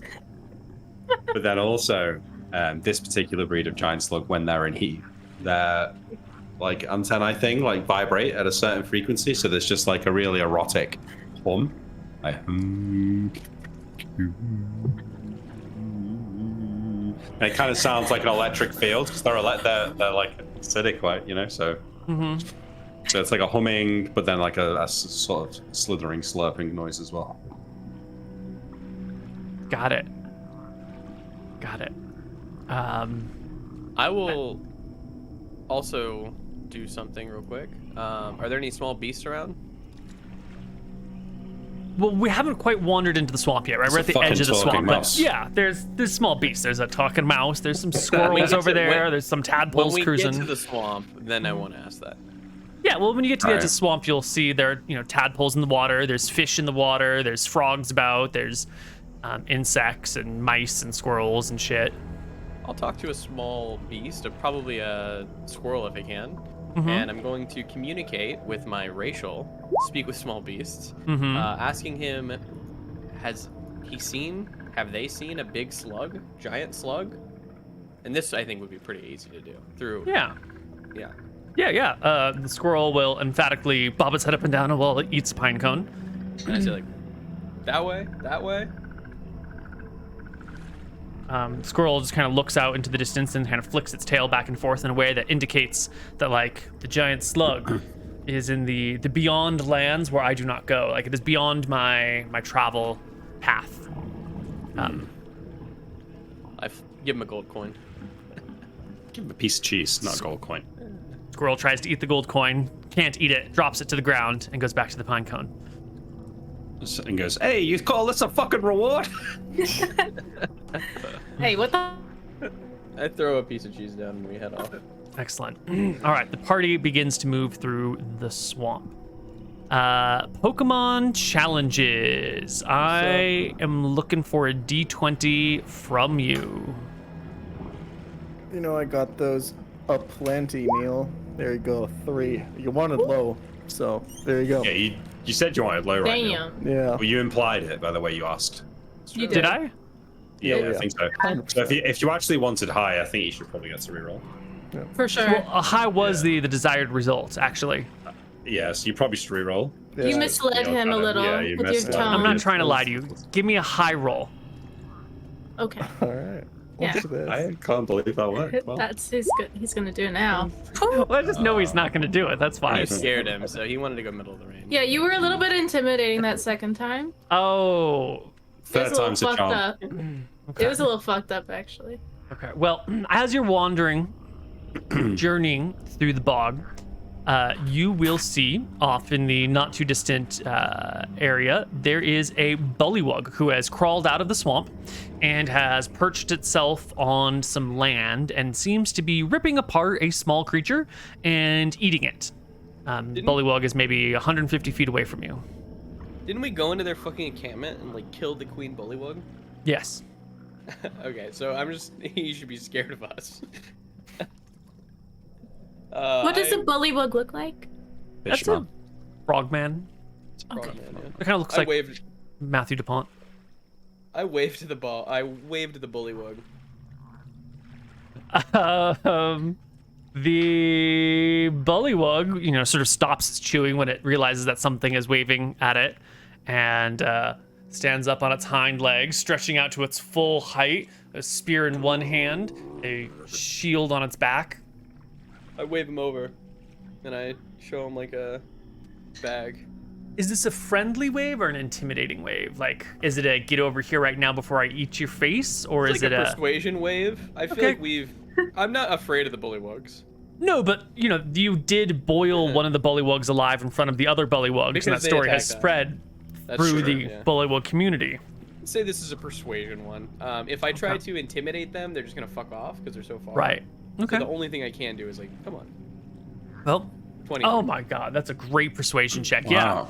Yeah. The We're just bullywug, gonna eat 'em. knowing that the worst thing to do is to upset these strangers, hops into the water and swims on over towards you, keeping maybe 30 feet from you and like staying in the water so only its head is above. So if it needs to like get down into the murky depths, because it's not like clean pool water, it's like gross bog water. So once you're a few inches down, like you lose all sight of something. And so the bullywug from a distance will croak, "What do you want?" We're looking for a giant slug. Really? No, we're lying to you. Yeah, giant fucking slug. Okay. Glad. Hey, will you take us there? I give you 10 gold. No, you Or Perks broke. up. Okay. The bullywug swims closer to like the edge of the land, maybe 8 feet from you, and puts a hand out of the water. 5 now, 5 after the slug. The head nods enthusiastically. Give him 5 gold. I have 95 Quickly gold now. puts the gold in his mouth and All right. turns away and starts swimming. And the party can follow. And we can get real close to the giant slug. In fact, we're going to get close enough to see it before we take our second break. Second But here break. we go. Ooh. We're slugging, Following boys. this creature, Yes. following the bullywug, you will get to a point where he's kind of cruising, and then out of the swamp at a distance comes Listen. this giant Ma- snail. I was gonna say, Matthew DuPont knows the difference between a fucking snail and a slug. Okay, that ain't no slug right there. That's a They're snail. pretty close, right? If a snail is just a slug with a house. No, Right? actually, Not that. They both eat your garden. no. No? I'm sorry, I didn't catch that. Her mic's They're- just not working. I don't know why. They're different species. Well, yeah, of course, the different species. But like a donkey's basically a horse, right? And a It's slug is- actually not. Yeah, donkey. We went to a donkey sanctuary recently, and I have a hyperfixation on snails. I can tell you with certainty they're not the same thing. Are they good enough for magical ingredients? If you need acid Well, from a that's the bit giant we don't slug, could you get Nope. acid from a giant snail? Well, I asked that Monsieur Frog. Is this snail? Is he acid? Like acid? Oui? Oh, well, the DM couldn't find a slug token, so he had to use a snail token because that's the Wait, only thing that is he it- could find online. Wait, this is what I thought. Perfect. Oui. This will do nicely. I spent so long looking for Why slug didn't he tokens and just there were make it a- none. Why didn't he even just make it a snail then? Why Because did I he wrote say the a giant notes for the slug? quest before I made the tokens, and I didn't update my notes. That looks like a fucking snail over there. It's a snail. It's fine for the quest. It is the objective. It's fine. Oh yeah, but now it's like, oh well, the giant slug's got 18 AC. Why, Neil? Why does it have 18 AC? Oh, 'cause it's got a fucking shell. You know what? Bro. All right, you make the quest, then you make the assets, and they don't always match. And now I could have just giant And now we're all gonna get killed by a giant snail. snail. All right, the quest now is retroactively a giant snail, according to my Good. notes. Giant snail. Good. Cool, I feel giant much snail. better about it now. Excellent. Hey, it looks like a snail over there. Different tone now. You know what? We're gonna go to Hey. break. I don't want to hear it from you all, okay? I put in so much work for this session. You all can shove it. We'll see you guys on the other side with some more Cosmo's Kitchen. Hello, everybody, and welcome back to Cosmo's Kitchen. We're in the swamp, and there is our giant snail. And we're gonna Let's fuck it just take this in initiative order. The snail's not necessarily violent at this moment, so would all of our players roll initiative? And Well, can we? If it's like not violent, if it's chilling out, we could probably like make a little bit more of a strategic approach here, right? Absolutely. totally, if you want. We never do that shit. I know, that's why I just jumped straight to initiative because We just need the acid from the snail, right? Is Yeah. it so? Wait, do any of us actually know what part of the snail is acidic? Hey, you gotta touch it and find out. The slug bit? Yeah. Yeah, the Well, slithery like, bit, what- the slimy. the slime. Yeah, obviously. Well, what else is it gonna be? I don't know. It's gallbladder Well, or something. Yeah, I'll roll in, but as I watch the snail traverse around, does it seem like it's burning the ground? Well, it's just come out of the water and it is munching on the grass before it. It's like eating all of the vegetation on this little spit of land. Is there like a trail? It's pretty far away. It's just come out of the water. Yeah, it's just come out of the water, so there's definitely a trail, but is it a slimy trail? Is it a watery trail? You're too far away to see any of these things. Just while we're like far away, oh wait, no, the range is 30 feet. Never mind. Once we're in 30 feet, I'm gonna cast Precision Palette. It allows me a brief insight into the target's defenses. Oh, that only helps with the attack roll. I thought it would tell me what it's like weak to. Never mind. Never mind. We all rolled in. I think this round we're just gonna chill. Kenji hasn't Watch rolled. the slug. Yeah. Your Kenji. name on the initiative tracker is Sweet Potato. Problem? That's his name. That's my name. It's Sweet Potato, isn't it? Sweet potato now. That's what it says in the game. No. Okay, fair enough. It's like Hollywood. Well, you guys don't watch that show. Never mind. No idea what you're talking about. Nobody cares. No, you're not funny. So there's people in chat who got the reference. All right. So, party, you can go in initiative order if you'd like, or you can just hang around and talk. No, because I'm full of courage. On my initiative, I will be charging the snail. If you're full of courage, why are you the last one to go? Because I'm Excellent question. mustering my He's a courage. little and slow. there's a lot Not of as courage to tall. muster. You have to keep gathering because there's so much of Yeah. it around. Okay. Yeah, exactly. I gotta muster it all together. Which makes Gaston the cowardliest mouse in the party. Yes. That's true. You I'm are a the first fucking one to go. coward. What would you do, Oh Gaston? shit. Well, I'm on Matthew's shoulder, so Kenji. Kenji's shoulder. Kenji. Can we I'm on just, Kenji's like- shoulder. Can we just like slowly approach and see what happens? I feel like we don't Totally. have to. I agree. Yeah. All right, Yeah. fine. I start approaching. Yeah, well, so let's talk about the swamp a little bit. All the areas that are not land are difficult terrain. You'd have to wade or swim through them, and it's gross, and it takes twice as much movement to go through them. It's a mess. You also can't see deep into the water, and the area is not necessarily safe. So as Matthew, you've kind of moved yourself here. If you're Yeah. going to wade or swim through that water, I would like to make some checks before you come out the other side intact. Well, I'm not seeing water there. Actually, I'm seeing land. This I right got here, kind this of is an all idea. water. Is it? Yeah. So these islands. This looks like water. Yeah, but it's. This looks like land. But do you see the barrier between land and water, and how I do. there's no barrier anywhere in here? You see these lily pads, and the duckweed, and the floating I got an logs? idea to get the snails thing Okay. going. Yep. I have plant growth.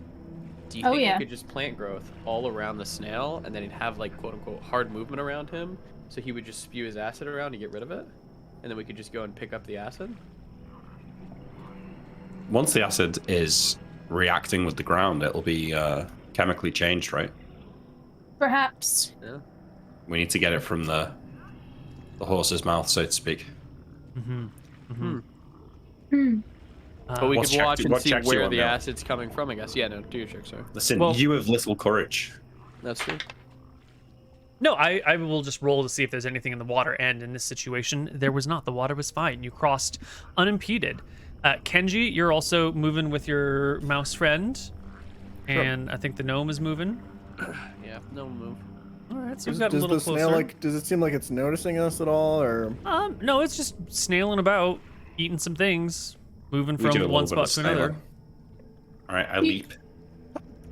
Do you think that we could grab it, whatever it's seen over there, the leaves? If we can identify the leaves, find more of it, we can give it to like a little birthday present. It won't hurt us. We give it a present. Come on. Yeah, but it's a snail. It's not gonna know to give us its thing. Of course it's not, but then we get close to it without it shooting us in the face. We go, oh, the lettuce. It Maybe I looks can at the just- lettuce, not us. Maybe I can I'm put ready the to snail dodge sleep. snail. I'm dodging. You're dodging as you're If the walking. snail's gonna spit acid to me, I'm gonna dodge. I'm gonna cast sleep on the snail. Well, hold on. Are you actually yeah, in taking a initiative. dodge action while you're walking around? Because that is a very different course of movement than walking towards someone. It No, would keep you but much you- slower. Yeah, if I feel like the snail has seen me and starting to notice me, then I might stop and dodge her. So you are taking the dodge action on each of your turns. Only if the snail has looked at me. But you drew an arrow to me, which made me think that it was getting ready to consider attacking me. I was just measuring the distance. Yeah, okay, fine. So no, I'm just walking. Just I walking. look across the swamp to the others here. They're going a bit slow, but that's because In I'm the most initiative. courageous. I cast sleep, whatever that is, at 3rd level. Okay. Well, why don't we just say that's where we are right now? Yeah. Okay. You cast sleep at 3rd level. Roll me all the d8s. No way. It's I don't believe it's gonna happen. 98. I don't think it's gonna happen either. But I could roll really well. And you only have one spell anyway, so you might as well cast it. It does not work. But it does alert the snail to your presence. And the snail's 4 antennae kind of come up and wave back and forth. And start And going. 2 of them go to one side, and 1 of them goes to the other side. I don't think we ever did the snail mating call. I did. He did. How does it sound again?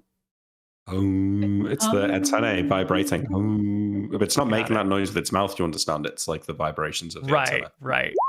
Yeah. But we don't even know if it's a male or a female. Maybe that the female's going to start humming and it's going to need a big male stud to come and Just gotta- Yeah. receive it.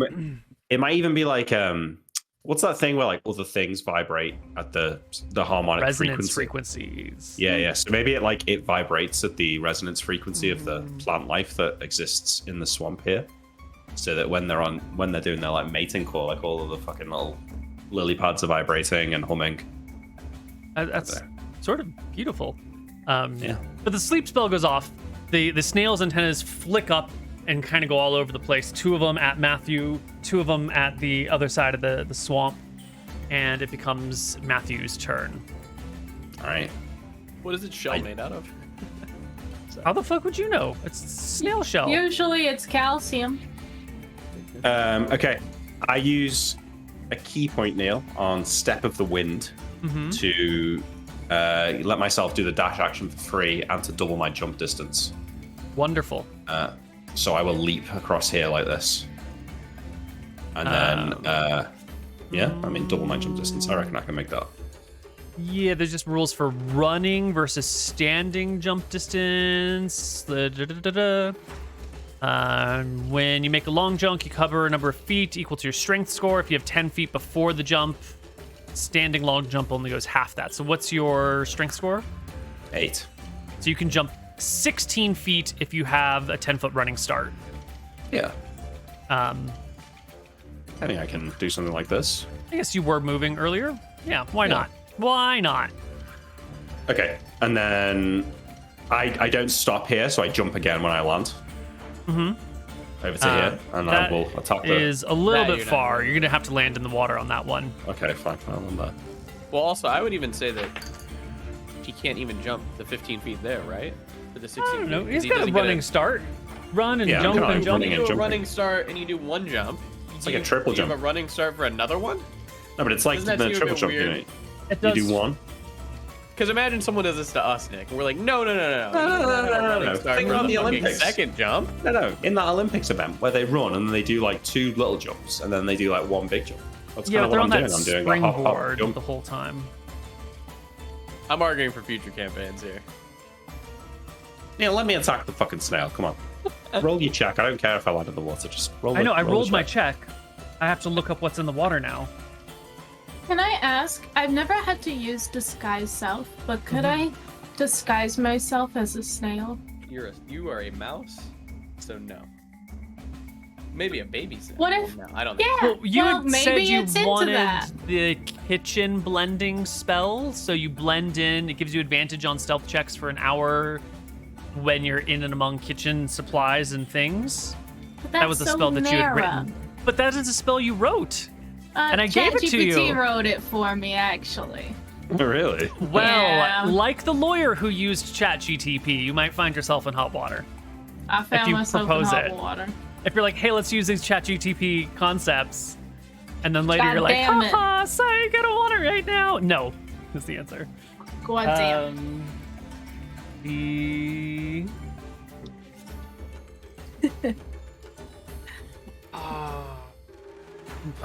So courageous. All right, Nick, roll me a d20. Higher is better for you. Thank you. You got a 9 there. Excellent. As you splash in the water, you are subject to a barracuda attack. Oh, jeez. Fortunately, we don't have Tirzu here to tell me how dangerous a barracuda is. So we're gonna just roll 1d20 plus That barracuda's 4. just chilling near the snail. No chance. No. Kick the barracuda. Well, you are actually would have advantage because you can't see it. But no, yeah, so it'll still Yeah, come roll by your you dice, Neil. and does not end up biting you. You are in the In fact- water. Something brushes against your leg, something with teeth, but you ignore it. Yeah, okay. And then, knowing that this snail is acidic, I will forgo my punching for my quartz staff. And thwap it on the head with my quartz staff, Neil. Yes. Yeah? Yeah. Roll to hit. For a 24 is a 24. beautiful strike against the snail. Pow for 8 damage. Excellent. Our snail is resistant to bludgeoning damage. Oh, fuck. I hit it again, though, with my second attack. 16. Excellent No, hit. misses. Actually, it's a miss. It's a complete and utter miss. Yes. All right. Any other actions for you? Do I want to risk a stunning blow on this? What's the Stunning risk? strike. It's acidic, isn't it? Yeah, I think I'll use a key point to do a stunning strike, Neil. Mm-hmm. Oh no, I think, do I have to have, hang on. When you hit another creature with a melee weapon attack, you can spend 1 key point. Oh right, so could I have add that to my Yes. first attack? Yeah, sorry. Okay, Well, so not to the first attack. No. too late. You- The yeah, second it's one way too missed, late. So fine. Right. The giant snail will go, and you're right here. So it just sort of reaches out. You know how snails and slugs can just sort of elongate themselves? Its head just Yes. kind of reaches out 10 feet from where it is and tries to bite you. It's a miss. Missing. Gaston. Oh, yeah. I'm kind of far from it, but I guess You're a sorcerer, though. I am a sorcerer. Let me see if I have anything. How far am I from it? You are 90? 8. 80, 85, 90. Hey, I can. Okay. I'll throw a spice grenade at it. Ooh. You create a 20-foot radius sphere of spicy vapors. Each creature makes a con. Of course, At I the don't want to get my ally in there. Right. Thank you. Right. Okay. So on the start of its turn, if it's in the zone, it'll have to make a save or suffer all those consequences. Let me just get a 20-foot marker for us. Yeah, this will be good enough. Is that a good spot? Let me just give you control of this marker, and then you can put it wherever you want. There you go. Yeah. Thank you. Yeah, I'll do like this so that his head is. Wait, he just came out of the water when we got here, so he can go in the water. Which water did he come out of? The one behind him. Actually, Okay. he came out of the water of this island up here, and then moved down to the next one. Got it. Snail did, I'll do piece. that. Yeah, just in case it has its little snail home up there. Yep, that is perfect. I'm just going to move this to the map layer so it can't be moved again. And on its turn, each creature that is completely within the cloud at the start of its turn. Okay, so it has to be Oh. completely. So let's Sure. move that. Yeah. All right, There we go. coolio. Excellent. It's a big boy. It really is. Kenji, the line cook. All right, let's just try to move in. I mean, like, can I What are like, you gonna do? can I like skirt along here? Totally. To get from this is here to there is a 20-foot jump, so that's a little bit more than you could make. Well, actually, I can make from that. island to island is not quite 20 feet. Yeah. And you have 16 strength, so yeah, you can make that jump, no problem. And that is 60 feet of probably movement, all so I that's can going to be a do. move and a dash. Mhm. Yep. All right, sweet potato. I'm gonna cast ice knife at well, I guess it does my fucking attack there. So I fucking It's a little bit short. You'd need to be closer anyway. 90 feet? Am I not 90 feet? It's 60-foot range. Range 90 feet. Oh, I was looking at Spice Grenade. I'm sorry. I would do movement then to get Yeah. in range. So I'll be here, and then Can you make it to here? absolutely. You only have 25 feet of movement, my friend. Okay, well then I don't. You cast are the spell. slow. You cannot cast Ice Can I Knife. cast a different spell? Yes. I will cast True Strike. There you go. So I don't do anything crazy. Oh, range Right. 30 feet. I cast nothing and I wait for my next turn. Well, yeah. Nice. Do you have any movement that you'd like to take then? You could dash with your action. Yeah, I'll go over here. Right. Next up is Matthew Dupont. Remind me the rules for using ranged weapons in melee. Is it just no? Disadvantage if there's a creature within 5 feet of you.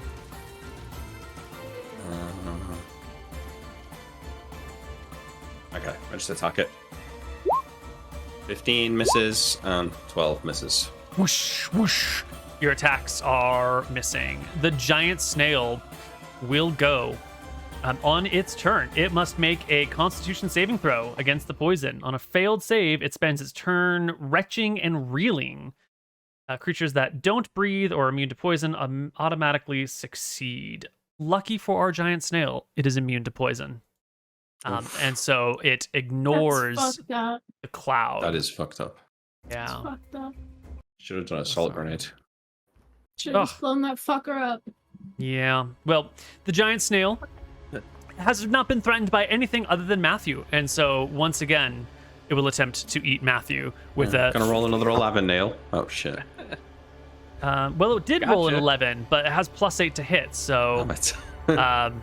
yes, you feel the soft fleshiness of the snail gulp over you. And then these millions of little tiny teeth begin to, what do you call it? Tear at your Red. face. Red. Or... What? Nail what? Sorry? Neil? Nail, 29. please? Oh, it rolled double 12s on its attack. And on the 3d6 acid, it rolled a 565. It rolled almost the highest possible damage it could. You get a no you save. get a save? No, just oh my god, are you just down? Yeah, I think so. Matthew's just down. Okay, well, it was a great shot, Mr. Snail. 2 12s, a 5, and a 6 on 3d6s, 2 d12s, and you are now snail food. Gaston, you have seen Matthew Dupont, the head of house, the Live hard. host, the Die leader hard. of the waiters, eaten by a giant snail. Wait, I'm so not eating yet, am I? Or Not am I? eaten yet. question: is he like? Begin- I don't know. Yeah, is he dead? He's not dead. Okay, this is but the he looks snail's dead. mouth, and this is Matthew, and it's gone like... And now you just see Matthew's legs sticking out of the back of the snail as the snail it. begins to like pull him in. All right, so what Gaston's gonna do? He's gonna start pulling on Kenji's ear. I'll be like, "Get the fuck out of here! Get the fuck out of I here! just wanna- The snail's eating us!" I just want to point out the irony of the Frenchman being eaten by a snake. I know. True. I always knew it would come to this. Yeah, I'll throw a cutlery barrage at it, but Excellent. I mean, I'm also just screaming. I'm like throwing it, but I'm also like, "Get the fuck out of here!" Yes. Can you try rolling it again? Because you clicked the I instead of the text, so it gave a description, but not an attack roll.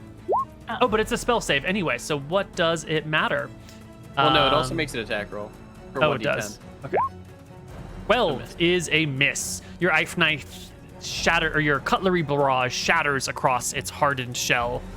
Kenji, the line But cook. it has to still make a dex save even on a miss. Ooh, For does 2d6 it? cold damage. Yep. Hit or miss, the shard explodes. Dex save for the giant snail. It does not have good dex. But it rolls it a hit me? 16 anyway because it's a fucking baller snail. Does it hit me as well?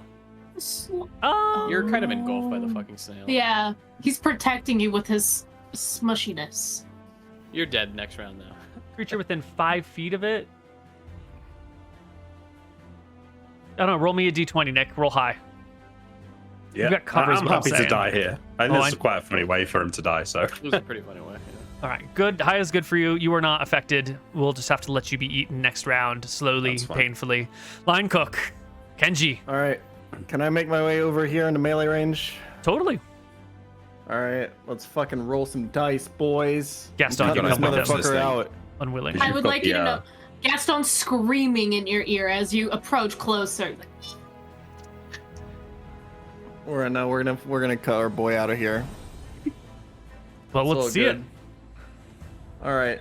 I get 2 Remind me, attacks. how many characters? How many attack? I get 3 attacks, right? 3 Yes. attacks, yeah. You have an offhand. All right. Fuck. Sorry. Make them count. So I rolled them one-handed, right? Yes. Yeah. Okay. So this is 1. Hit. nice hits. For this much damage. Oof. I don't know. Yeah. I tried, guys. Attack number 2. Hit. Hit. Oof. Fucking hell, man. Attack number 3.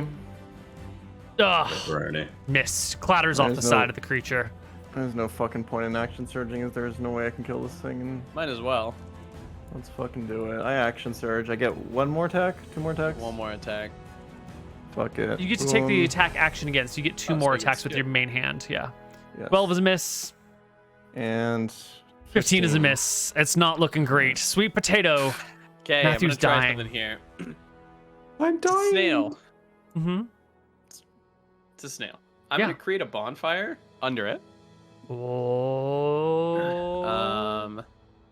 Let me look at the feet. I think that's 60 feet. It is 60 feet. So I'm gonna create a bonfire under it and try and. My hope is that it'll release my friend and fuck off a bit. 'Cause it's Put fire. the create bonfire in chat so we can read all the juicy details. I didn't mean to click it that many times. And then Okay. Create a bonfire on the ground. Build a 5-foot cube. Any creature in the bonfire space when you cast it needs a dex save. I'll take D8. Natural 2d8. 3, but it fails. And it'll take 2d8 damage. Would you roll me? Oh, you already did. I rolled a so A 9. 9. It's the first one. All right. It'll take 9 fire damage. The fire begins to burn the snail. You can hear this like hissing and popping sound coming from the area near Matthew Dupont. As the snail's flesh begins to bubble and boil and its slime begins to evaporate. Matthew, Death save. death save. Come on, 20. 13. You pass. Bigly. The snail will pull you deeper in to its body, consuming you. You will take just the acid damage as it begins to digest you, giving you a failed death save. Is it not an auto crit though? Doesn't it? Isn't it 2 death saves? It's think not an acid damage is attack. crit. It's just Okay. like an absorbing acid damage. I'm happy Okay. to kill you. I just want to do it slowly and no, painfully. you gotta make it count. Yeah, It's the only time I Gaston. get him. Oh fuck. I'll flambe flamethrower Yeah, at him. man, you got some cool spells. And Moon's just got Right. fucking nothing. Fuck you. Each creature makes a dex save or takes 3d8 fire damage. Now, question, I guess, before I would cast this, does this affect the Yes. internal insides? Oh, okay. Oh no, I thought you were gonna ask No, does it hit he's- allies? It'll hit your allies though. It will hit your Yeah, allies, I'm but not- Matthew is inside the snail at this point. He's taking acid damage, so Matthew Yeah, is but safe. he's standing right behind Kenji though, right? It would hit Kenji. No, I'm on his shoulder. Yeah, mouse is Oh, on the true, shoulder. We're chilling. The only question is, Yeah. do you want to Chilling. cast it at 2nd or 3rd level? 1d8. I'll cast it at 3rd. Yeah, All right. I don't want him to Roll me die. 3d8 fire damage. Well, 48, right? 48 fire damage. Thank you. That's 3d8. Got it. Oh, that's pretty good. And it fails its dex save again and will take 26 fire damage as the snail begins to like visibly roast. And you get this like this lovely smell in the air and you're like, oh my god, is it barbecue time already? Woo. Kenji. This is a good idea for a new recipe. Yeah, is Kenji's brain's already fucking rolling. Is Matthew fucking dead? Is he gone? Is he? He has been swallowed by the snail's mouth, and you can no longer see him. Yeah, this doesn't. People. I've seen people live worse. Let's fucking slash at this guy a little bit more. Main hand 1. Hit. Nice. Oh, 11. there's Ooh, there we actually go. some damage here. Main Here we hand go. 2. Oh my Let's god. go. Fucking Another Kenji. 10, and Damn. offhand. Whoosh, What was clatters a and miss? misses. All right, that's it. That's all I got. That's all Kenji does. Sweetie potato. Take 2d8 damage for the bonfire that he's still on. Oh, Or I fuck, guess a he didn't saving throw, move, maybe? right? Yeah. Yeah. So That was a 7? dumb snail. True. Yeah, snails ain't I too don't know what smart. the DC is. 14. Yeah. So fails. All right. It'll take 7 points of damage, and it's going to have to move on its next turn. It's not going to roast itself intentionally. What do you think, Nick? Sleep or ice knife?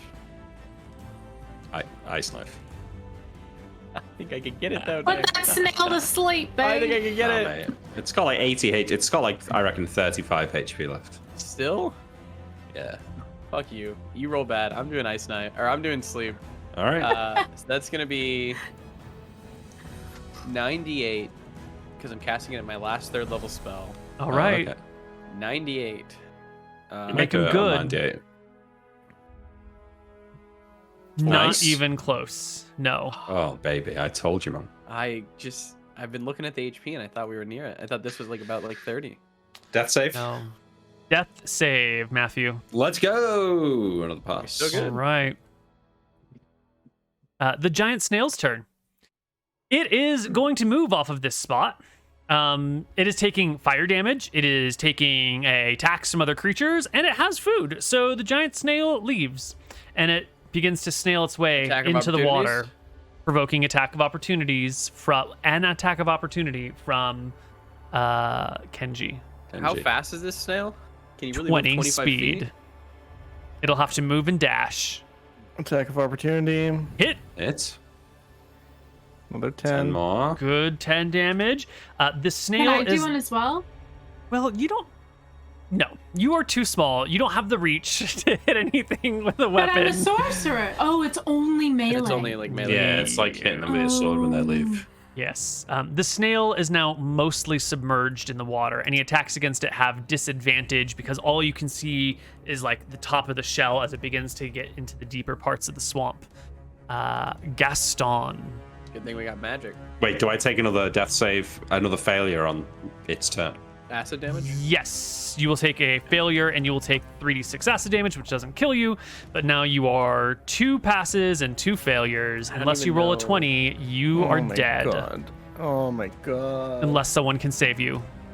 It's all right. It's It's fine. a good way for him to go. Yeah. It's It's a bit very sad, though. poetic. It's That funny would that he match you. became the most courageous man. Yeah. And he died for it. Only to die immediately after. Line cook Kenji. All right, can I? Oh no, it's fucking- me, isn't it? Gaston the Gaston. Mouse Man. Yeah. Fuck, this is rough. I'm gonna try and flambe flamethrower again. I've never used sorcery points before. Can I sorcery? Do I have 20? I don't. Let's- Extended and empowered. Yeah, you want to empower it probably. Makes I'll it do more empower damage. it. Yeah. I'll empower it. Yeah. Reroll a number of dice equal to your charisma modifier minimum 1. So you will roll Oh, the if I need damage, to. and then if you need to, you can re-roll damage dice. Yeah. Got it. So do you have any more 3rd level spell slots? No. All right, so that's 2nd level. Roll us 3d8 fire damage. Alrighty, I think I actually have that here. Did it go? Nope. Are you seeing it? No, not yet. Nope, just type it. I will just type it. That's pretty good Ooh. damage. I don't know if you want to That's re-roll right. any of those. No. Yeah. Okay. Yeah. Wait, it says when you roll damage for a spell, you can spend 1 sorcery point, so I think she can keep the point. Yeah. Yeah. Yeah. Yeah. Just making sure. I don't have to use it. It just sucks. Yep. Let's see. Oh, it does have to make a dex save though, and it fails. All right. Line cook Kenji. Can I fucking I'll run after this guy? I got enough movement, right? Yeah, you're gonna have to be in the water, otherwise you'll be in the zone of spices that will cause all sorts of problems. Yeah. All right, you have a disadvantage against the giant snail. Do you have anything you want to say or do about this attack, or are you just gonna roll some dice and roll high? A lot of hit points, and Matthew's life is on the line. Is there anything I want to do? Is there anything I want to say? There's not much I can do. I just gotta roll well. You know what? I will. Just roll well. A lot of brave talk. Yeah. Put yourself Main at hand disadvantage, one roll at well. Let's disadvantage. go. Main hand 2 at disadvantage. Whoosh, Oh. Offhand at disadvantage. whoosh. All I can misses. feel my life slipping away. Rip Matthew. Wheat potato. Can you get him to Sweet potato's gonna run over here? regurgitate this man? I don't think so. Try and cast it sleep again. If we could speak snail, we could be charismatic, but Nail. I'm gonna cast Ice Knife at 2nd level. Ice Use the to hit. Miss. Nice Miss. But fucking still roll. has to do deck save for or get 3d6. It fails. 3d6. 16. 2d6. I 10. added it 2nd level, so an Oh, extra 1d6. excellent. Nice. 16 damage brings it down so low. So close. Matthew, Roll. the only thing that'll save you is a natural 20. Just roll Even 20. that. Even that. Even does not that, save I don't me. think you get out. Well, it brings you to 1 HP and keeps you Ah. alive. oh my Gives you a God. turn. So I'm Right. alive. I'm on 0 now. You have passed all of your death saves. So I'm no longer You are one death save stable. away from death. stable. Yeah. Right. The giant snail's turn comes along, you take 3d6 acid damage, and you begin your death saves all over again with 1 automatic failure. Okay. The snail is still being subject to attacks, and it's badly injured, so... And it fails its morale check. Meaning it'll spit out Matthew because it realizes the error of its ways. Yeah, it's a moral snail. It knows what it did was wrong. It wants to say sorry. I don't think that's the case at all. I think the snail is panicked. It can't escape.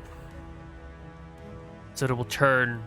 It'll raise its head above the water, and it will spit acid in the direction of Kenji and the mouse. What the fuck? Would the two of you make me DC 15 dexterity saving throws or take 10d8 acid damage? DC 15. How do you just roll a dexterity saving throw? What does DC 15? Oh, it has to pass that. You need a 15 or Yeah. higher, yeah. Oh, this was a disadvantage. God. Sorry. Nope, that's Dexterity either way. saving throw. Oh. all Ooh, right. nice. The You mouse saved a life passes. The warrior doesn't. Roll 10d8. 44 damage. Halved is 22, putting the mouse at 1 At hit 1. point. And putting Kenji at 6. Gaston. Oh my god. The head Okay, wait, recedes let me just underwater put after my that. fucking- Wait, my Neil. God. Oh, the head can't. No. Smallest cat. It goes, "Bleh," and then Provoking an attack. Oh, it's far, right? it's within. It's fine. It won't provoke an As attack. long as they can hit it, etc. Yeah. They can still hit it at disadvantage. Gaston. Yeah. 1 second. I'm just trying to see what the save DCs of these are. What did I? Do you not do the flame spell again? Well, he's underwater. That's the problem. Would that work? I mean, it is magical flames. It would boil the water around him. Sure. I have 1 more 2nd level spell. It doesn't say that it can't be in water. Well, the shell is above water, like half the creature is above water, so you can hit that half of it pretty well still. So yes, Okay. flambe flamethrower will still be effective. Awesome. So what do I have to roll? 3d6, and it needs to make a 3d8. dex save. 3d8. 38. Oh, whoops. It Okay. will fail its dex save. You can use your sorcery points to re-roll. Oh, no, I did it you roll already in rolled 3d6. Good roll, man. The snail will be roasted alive inside of its own shell. But the danger is not over for Matthew. He's still dying inside the snail. Line cook, what are you gonna do? Can I fucking pull him out? I don't know. How do you? He's inside the snail. What do you do? Are you gonna venture inside the snail's mouth? Are you going to open the snail and then dive in where there's acid and you'll take acid damage and die yourself? How do you We get have a man? infinite expertise over snails. Yeah, Just I've gotta cut it open. butchered multiple snails in my career, that's for sure. I know the anatomy of a snail inside out. I've prepared countless orders of weird fucking snail dishes at this goddamn establishment. So I would argue that I know exactly where to cut my sharp knives and look and cut around the snail's body to find Matthew as fast as possible. All right, I need you. Snail's underwater. It's a messy situation, but it's not resisting. So I'm gonna say you can You get know your what full else is a complement messy of situation? attacks. The kitchen of goddamn Cosmo. Okay, that shit That's is true. awful. It's hot. That's pretty it's foggy, true. It's wet. You should second win. I'm just used to do it. I'm used to working under stress like this. This is what this character was always meant to do. If there's anything this character is good at, it's this shit. All right, well, it is time to hack apart the snail. You're going to need to do at least 8 points of damage to a specific spot. Because the snail is dead already, you can find that spot without any problem, but because there's like water involved and sort of underwater and above water, the attacks are still at disadvantage. So, Come on, this guy is fucking. He's working with like this type of. He's butchering weird animals every single. This is his literal day job. You're gonna give him disadvantage at this? I'm given disadvantage because of the awkwardness of the water and the terrain, not because you can't find the spot. Like, it's murky, goopy water. The snail's partially above it, partially below it. And you know how, like, when something goes into water, the refraction properties make it come out at a weird angle. And if you have to get your head underwater to Yeah, stab, he it's- dishwashed in this restaurant for 5 years. He knows exactly all about the refraction properties of water. All right, you These- make me a DC 12 perception check, and I'm on board. All right. No. There you go. So disadvantage. Disadvantage, 10 points of Alright. damage, AC 18, 3 attacks. 10 or 8? 10? Did I say 10 before? You said 8 before, but You said 8 Let's before. keep it at 8 then. Oh no. Main hand 1, disadvantage. No. Yes. Wait, really? it's 18. Oh my 18. Yeah, I'm not getting this. No. Nope. And On the nope. third Hit! Ooh. But can you do 8 What damage, damage? with the battle axe? Yeah. I think it's a 1 and 4. It's 1d8 plus 3 damage. 50-50 chance? Wait. Oh yeah. No. Okay. Oh, Thank God. He's done you it. split open Yeah. the side of the snail. You know where the stomach is. You know where the esophagus is. And judging by the bulge in the side of the snail, that's where Matthew is. And you hack it open. Now, I'm going to need you to make me a second special attack here, because you're hacking into the snail to remove a person, and you want to hack all the way through it, but not hit Matthew and give him an extra death saving throw. So I want you to make me an attack roll against AC 15 to stop the blade at the perfect spot. No disadvantage on need this one. What do I need to roll? 15. Attack against AC Attack. 15 with the battle axe. Okay. Can you stop it? It That was goes too damage roll, deep. wasn't it? Oh, no, Wait. it wasn't. No. That's an attack roll. It goes too deep. It hits Matthew. You nick him. He gets a second death saving throw. Sweet potato. I don't know if this is a good idea, but I'm gonna try it because I think it's cool. I'm gonna try and cast grease on the spot to try and get Matthew to just kind of. Gonna slip right out of Yeah. there. Yeah, like a C-section. You just birthed the baby. Yeah, that's my goal. Just gonna slip and slide. Yeah. Get the French man out. Woo.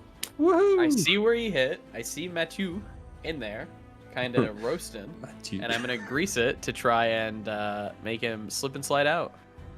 Oh, Is there any lingering fires from all the flame spells around me?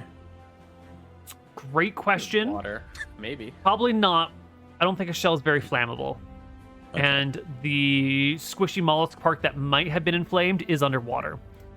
Or was after the fires. So the grease spell, what is the appropriate roll to see if we can, like squeezy C-sectiony out the head of house? Well, I'm just gonna say, the grease. If the bottom of the snail is in the water, then the grease isn't gonna help me, is it?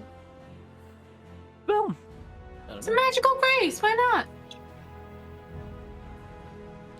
I would argue that getting him out of the snail should be an advantage because the snail is slippery in and of itself. It's nature's natural lube. He's gonna slip right out. nature's natural lube, the snail. I think what it comes down to, I know I'm literally gonna die. I'm still taking the acid damage, aren't I? Yes, unless I'm gonna die unless you save me in this turn. So Or Yes. unless you roll a 20. unless I roll 20, yeah, I can pull myself So out. you got 5%, and this is creative. So Just let me- Sure. what is the Just roll let me though? roll a save, Neil. All right, I'll give you What? 2 death saves because of the grease. How about that? That makes it easy. Because I actually don't see how that's gonna work. Okay, It's 2 not saves. gonna I work. need it. And You I need a 20. right? You need a 20, All No. right, fail. and you die. Well, yeah, we're 2 gonna give saves. So him you get two. the save to be scooted out, which is a failure, and then you get the save on your turn, which is and Matthew is You're meant to dead. die. You pull me out eventually, but I'm a mere skeleton at this point with my flesh melted Mhm. away by the acid. hmm He was so courageous. Well, you You don't know won't he's like that, dead yet. You definitely. don't know. We think he's alive. Maybe. Well, you can pull him out. And as someone goes to collect acid from the acid vials within the dead snail, everyone else can take a look at this man and see that his face is like burned away and there's just like teeth sticking out of it. And he looks digested enough that he might fit on one of Kenji's new recipes. Yeah, Kenji's scribbling in his notepad right now. Rip. Okay, I'm gonna mute my mic since I am now dead. Well, party. I will take some of the crispy bits and put it in a vial, as well as the acid. Excellent. Yeah. He truly was too courageous for this world. That's fucked up. That's fucked up. I don't like seeing that. He was my friend of sorts. We kind of made a friendship. We had a bond. Hey, listen, this is how it goes in the kitchen. Front of house is always cycling in and out. That's just True. how the Failed my business wisdom goes. save, so I'm gonna take a piece and try it. How does he taste, Koibu? Let me give you a grub skill. 13. Sweet potato, what the fuck are you doing over there? No! No! Kenji's gonna stop him. Kenji's gonna stop him. Yo, whoa, what are you doing, man? No! And he's gonna give him like a little bit of salt that he carries around with him. Come on. I'm gonna pull my satchel that I get my spice grenades from and sprinkle a little bit on top. There you go, son. You can't have it unseasoned. He would have wanted to go this way. You would have. Now tell us if it's good. I'll try him. It's sort of like an oyster, there's this like fleshy bit that's got all this like nice slime around it. Yeah. Yeah, Kenji is frantically scribbling down things in his notebook. We eat him. And the snail. We get the acid. We have 4 of them now. That's the tears, the blood, maybe the salt, and Wait, where's the salt from? acid. I Yeah, took that's it a from good him. question. I think he means his ashes. Like he's Yeah. taking the ashes of Kenji as the salt of courage. Not Kenji, Matthew. I took Sorry, of Matthew's Matthew. ashes as the salt of courage What ashes? because I don't know his fucking salted skin or his like toasted skin. Like he's burnt, right? Oh, it's like acid burn, not like fire burned. Yeah. Oh, okay. Well, You're just gonna like I'll scrape cook 'em some up. of. Okay. I'll cook him up. We Oh, cook yeah. him up. Okay. All right. Yeah. You've got some flesh. You can cook it up back home. So you've got salt, blood of the blackest heart, which is definitely the blackest heart right now. You just ate your friend. Acid from the giant snail. Tears of a broken-hearted innocent. And we need what else is there? The fool. Jewel of the biggest fool. Or And blessed by a nature spirit. yeah. Well, why don't we contemplate those possibilities on the other side of our break? See you soon. Hello, everybody, and welcome back to Cosmo's Kitchen. We are down to our last 3 players, and they have all the ingredients. So I think it's time to return to Cosmo and see what's up. On the way back, there's no chance that we run into a forest spirit, right? Roll me a d20. Can I give you a D100? Roll me a d100. Okay. Do I want low or high? High. Okay. I'm feeling a 96. No, feeling an 83. Ah, no. You see no nature spirits other than No nature this spirits. talking mouse who might be the goddess of nature herself. But no, the mouse is I don't male believe it. affect. Okay, cool.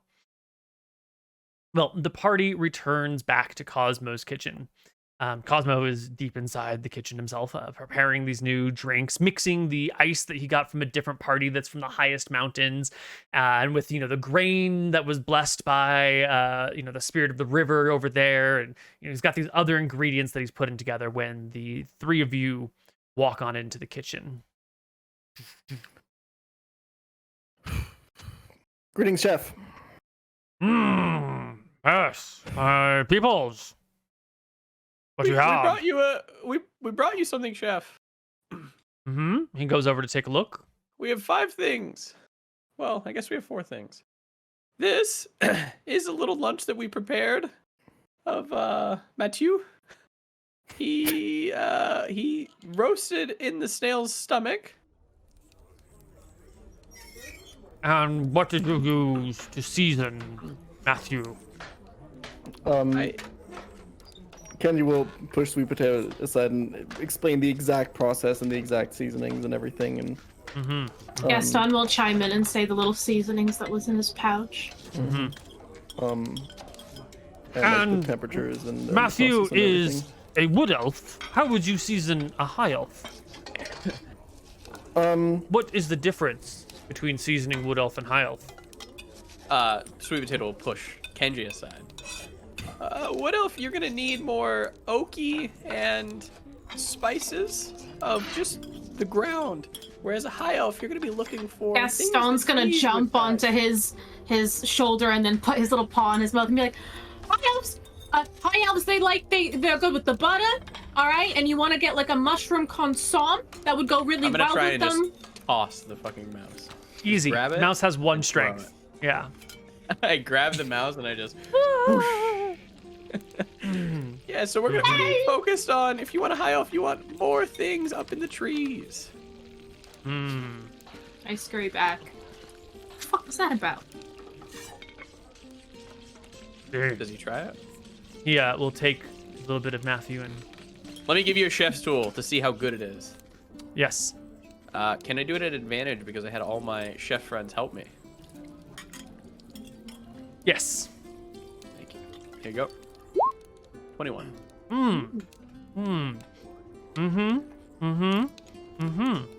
Yes, I can taste the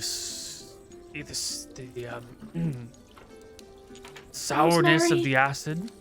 I can Rosemary. taste A little bit of gentle black pepper. flavors of rosemary and what is that? Black pepper. It's black pepper. Black pepper. It's the black pepper that I put in It's there. black pepper, chef.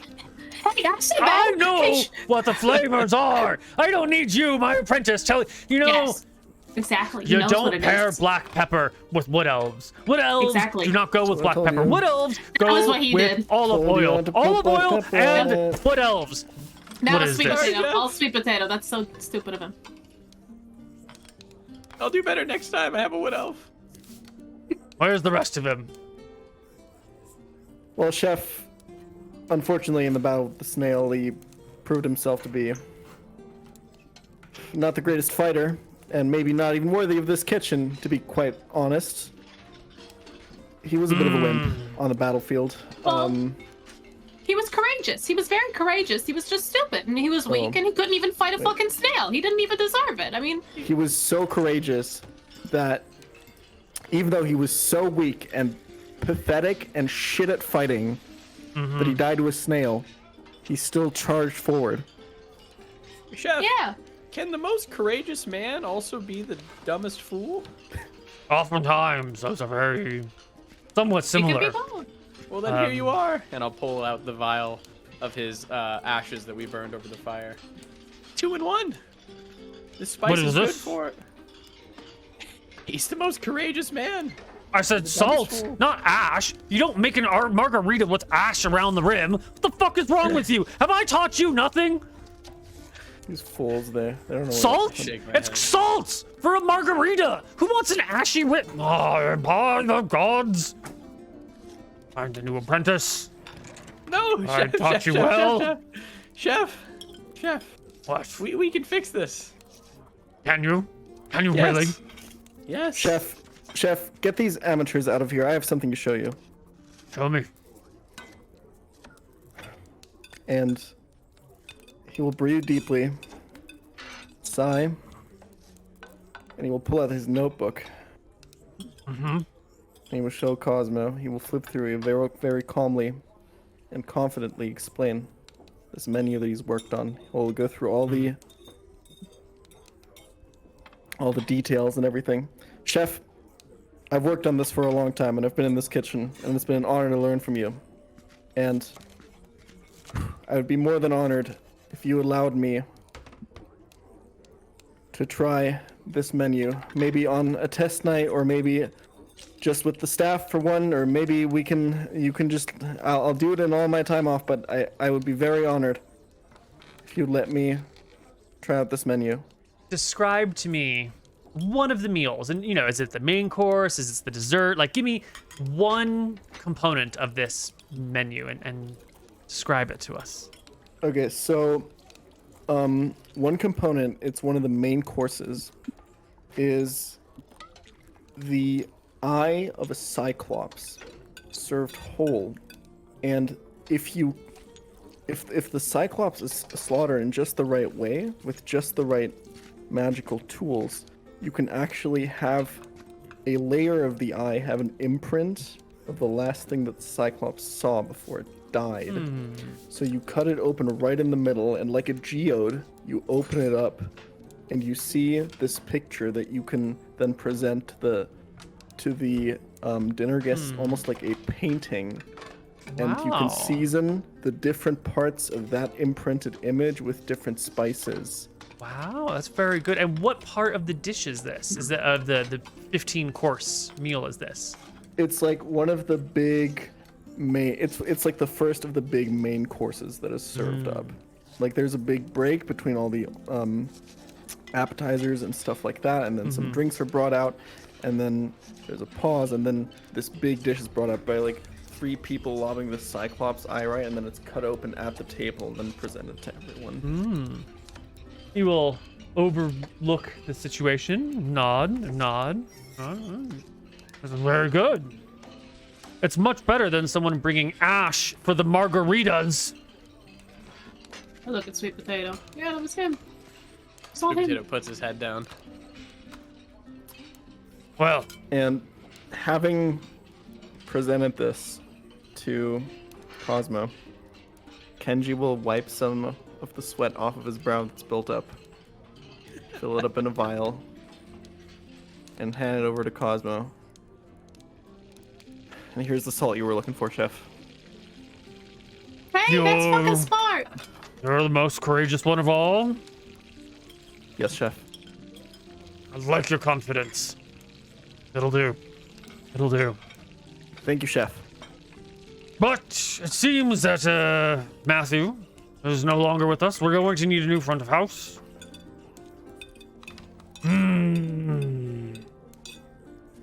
I must say, I have mixed feelings about your adventures this week. You did bring for the ingredients I asked for, but you did lose our head of house in the process. And there were some...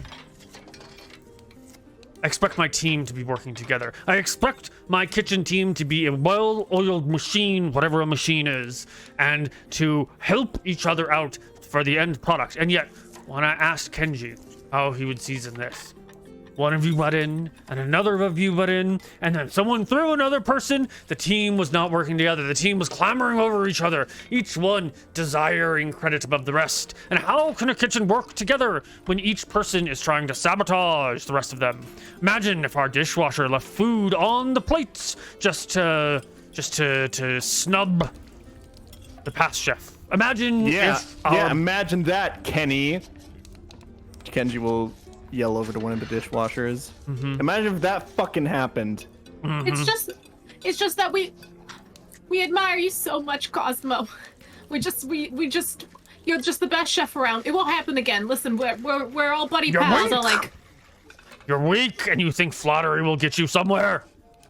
I want to see all of you working on this menu. He pulls up the notebook from Kenji, and if you can do it all right, maybe you'll keep your jobs. And he slaps it down on the table, takes a little bit more piece of Matthew, and waddles off. Thank you, chef. It's an honor, chef. And with fucking that, cocksucker. Not about Cosmo, about Kenji. Okay. Because he's sucking up. I was gonna say, No, not about Cosmo, of course. of course. Cosmo does hear it, but he realizes you're not talking about him, so it's fine. Okay. And I think with that, we're done with our session. We will be doing our after show in just a few minutes if everyone is still here. I'm done. Nick's still here. Yeah, we should all be here. Nick, you still here? He's still here. He's definitely He'll still be here. back. Yeah. So thank you all for playing in today's Cosmo's Kitchen. It was supposed to be slightly less horrific than our other sessions. Nothing in here was implicitly awful, and yet we still ended up. Nothing was supposed to be awful. You asked us to get the tears of the innocent. A heartbroken person is so... You don't have to, like, kidnap a child and murder a unicorn in front of them. A lot of ways to, find a heartbroken person. It's easier. It was easier. Thank you for having me. It was very fun. I'm usually quite peaceful, if you believe it, but not even I knew slightly. what to expect. Yeah, Good. I knew what to Good. expect. Yeah. You really dove in there on the child kidnapping. Thank you. That was real ballsy of you. It's a hard one to do. We have good experience. Thank you. Yeah, we kidnapped lots of children. I'm kidding. Haha. We will be back tomorrow for an episode of the Lazarus Expedition at Wednesday, 3:30 p.m. Eastern Standard Time. Yeah, same time as normal. So see you We will tomorrow. be reintroducing the new characters. I'm still very excited. Yeah. I'm so hyped about my new character, actually. We're doing and, a full redo. Super hyped. Well, I've come up with some other ideas too, so it won't play out the same way. It'll actually be different. We're going to be doing a redo of the session 10, so we'll see you there tomorrow. See you then. Bye-bye. Bye.